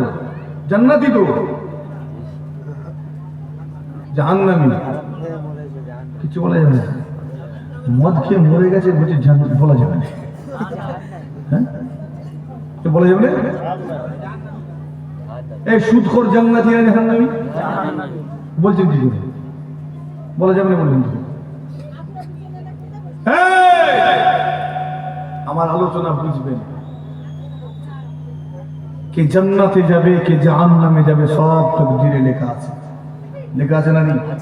সব নসিবে লেখা আছে, কিচ্ছু করার নেই। নসিবে যদি জান্নাত লেখা থাকে, খোদা জুতো মারতে মারতে জান্নাতে পৌঁছে দেবে। একবার জোরে হয় না?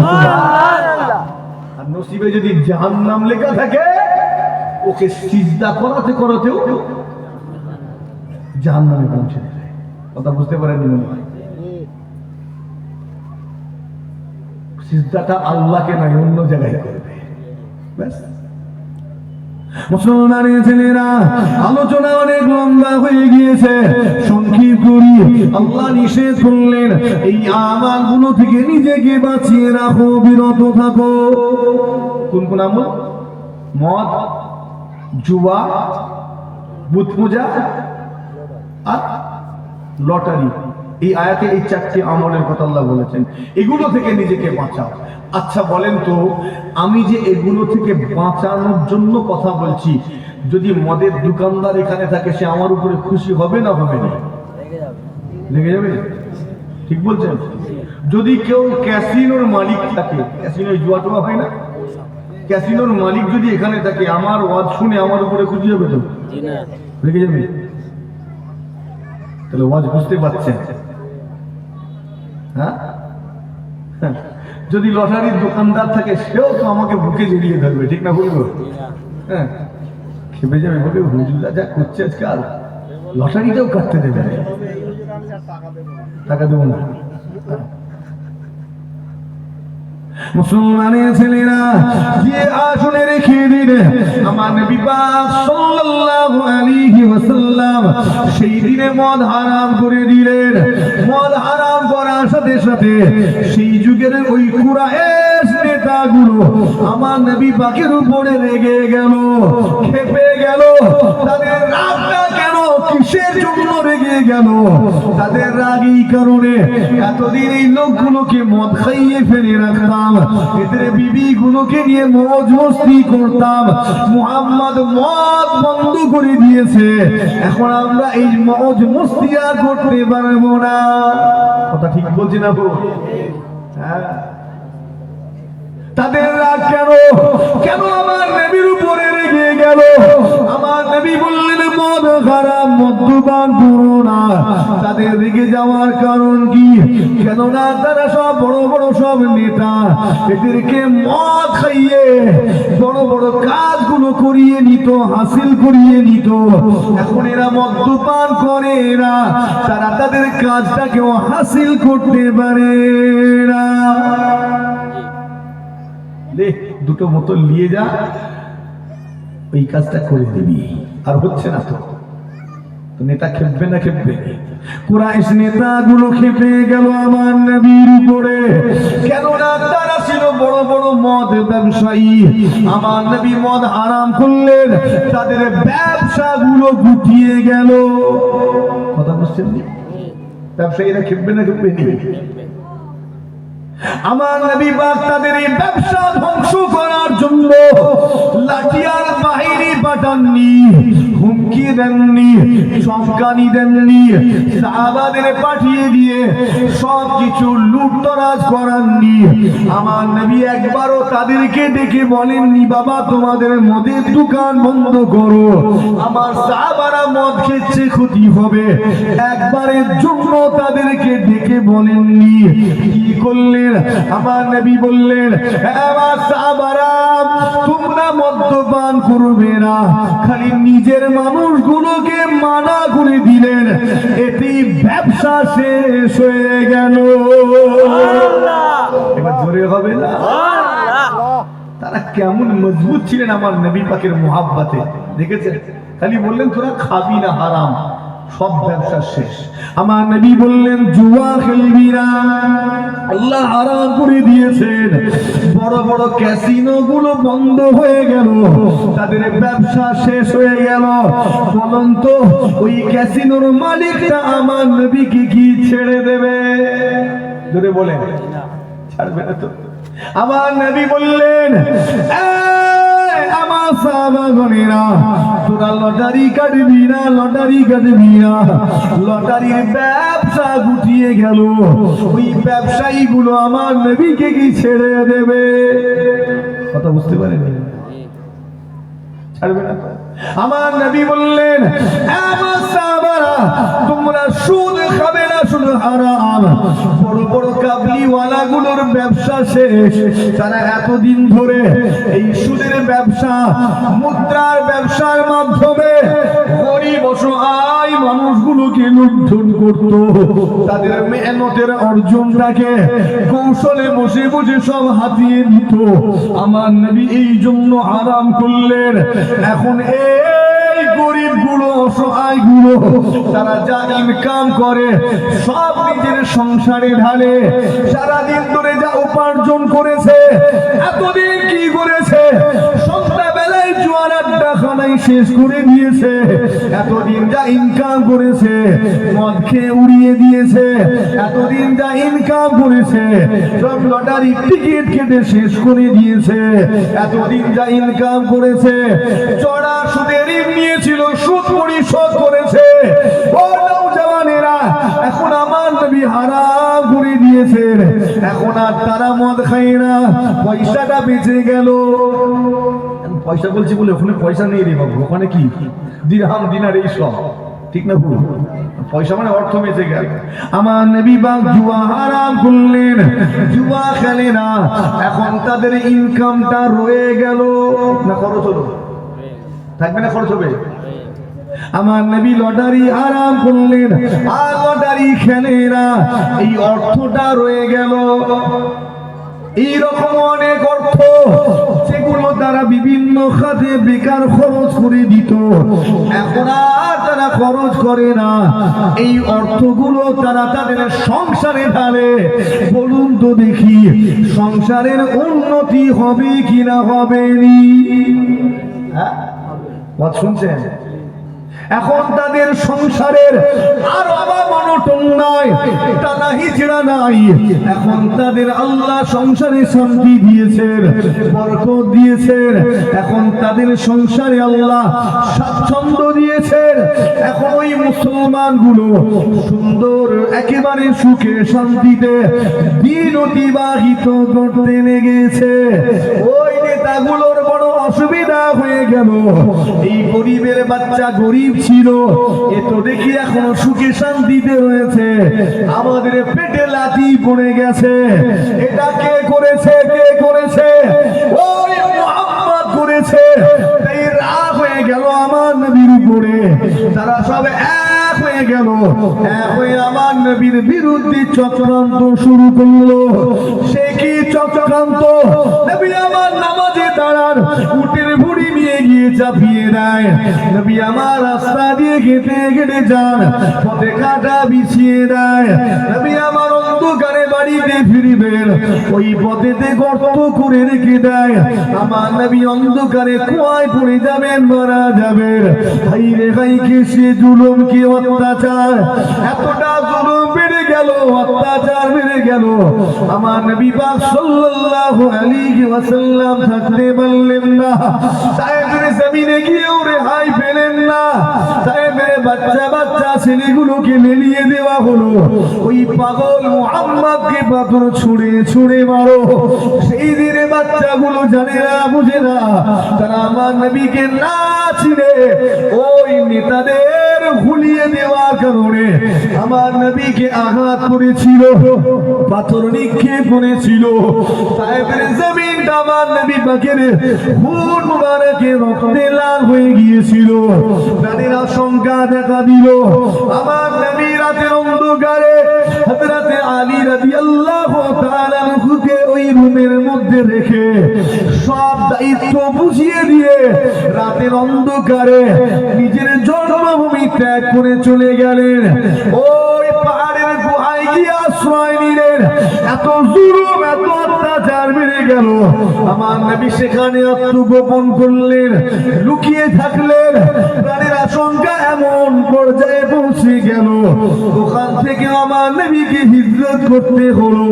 নবী আমার চলে গেলেন এক অজানা অচেনা জায়গা। সে ইয়াসরিব যার বর্তমান নাম হলো মদিনা। নবী আমার মদিনায় চলে গেলেন, তথাপিও আপনাকে আমাকে ভুলে গেলেন না। আপনাকে আমাকে নাজাত দিতে চান, আপনাকে আমাকে জান্নাত দিতে চান। এই জন্য আমার নবী পিছু পা হলেন না, তিনি খিদমত জারি রাখলেন। সেখানে গিয়ে আল্লাহর পুত্রবাদের খিদমত করতে লাগলেন। ও মুসলমানের ছেলেরা, সেই নবী কতটা ভালোবাসেন, কতটা মুহাব্বত করেন, যিনি মদিনা জমিনে তাশরীফ আনার পরেও আপনাকে আমাকে নিয়ে ভাবছেন। আজ সবুজ গম্বুজের নিচে শুয়ে শুয়ে সেই নবী আপনার আমার কথা ভাবতে লেগেছে।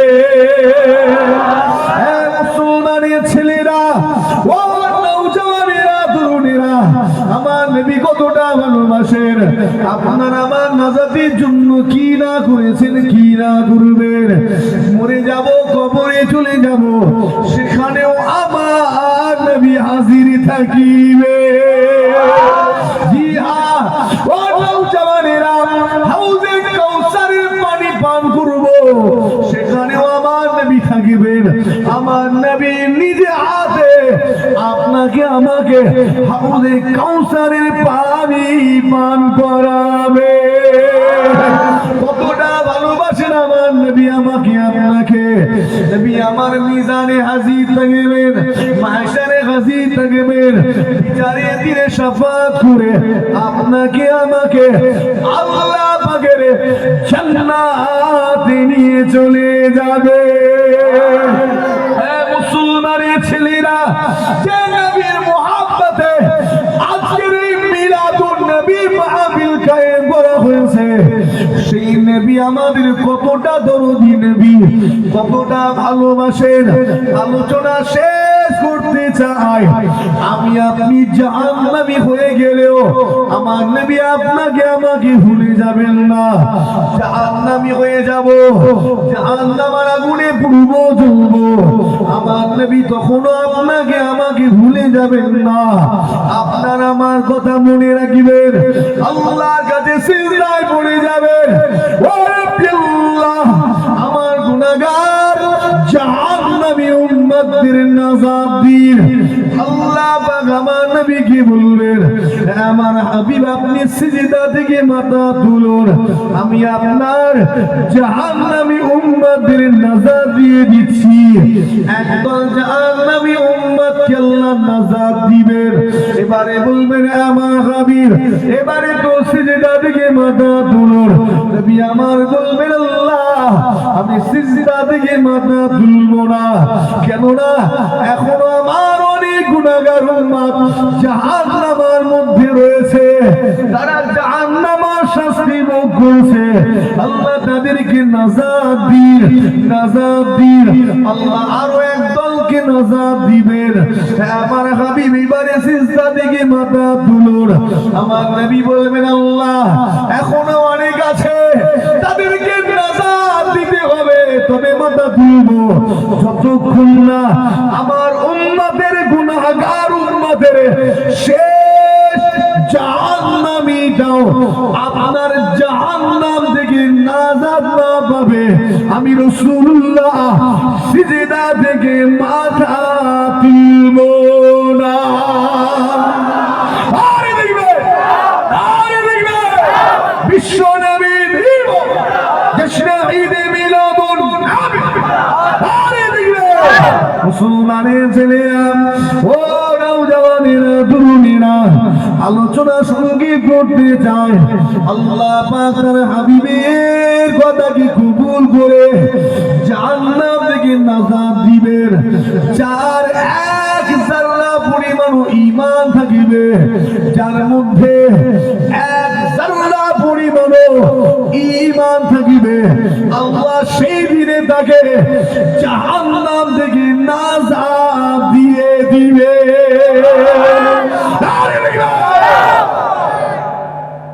এক যারা পরিমাণ যদি ঈমান তোমার মধ্যে অবশিষ্ট থাকে, আল্লাহ সেই দিনে নাজাত দিয়ে দেবেন। একবার জোরে হয় না সুবহানাল্লাহ। আজকে আলোচনা অনেক বাড়িয়েছি ভাই, লম্বা পুরোপুরি রাগটা হয়েছে আমার উপর। জি না। অনেক জটিল কিছু কথা বলেছি, কিছু কড়া কড়া কথাও বলেছি। আমার ওয়াজ কাউকে আঘাত করার জন্য ছিল না, দুঃখ দেওয়ার জন্য ছিল না। হ্যাঁ, যারা হক থেকে সরে গেছো, তোমার দুঃখ লাগলে কি না লাগলে কি কোনো পরোয়া নেই। জি কেন আমি ওয়াজ করবো আল্লাহ আল্লাহ রসুলকে খুশি করার জন্য, জি দুনিয়ার কোনো মানুষকে খুশি করার জন্য ওয়াজ করিনি, করছি না, করবো না। এটা আমার আব্বা হুজুর কিবলার শিক্ষা। প্রথম যখন জলসা করি তখন তো ছোট্ট মানুষ, পড়াশোনা করি তো লোকজন কম।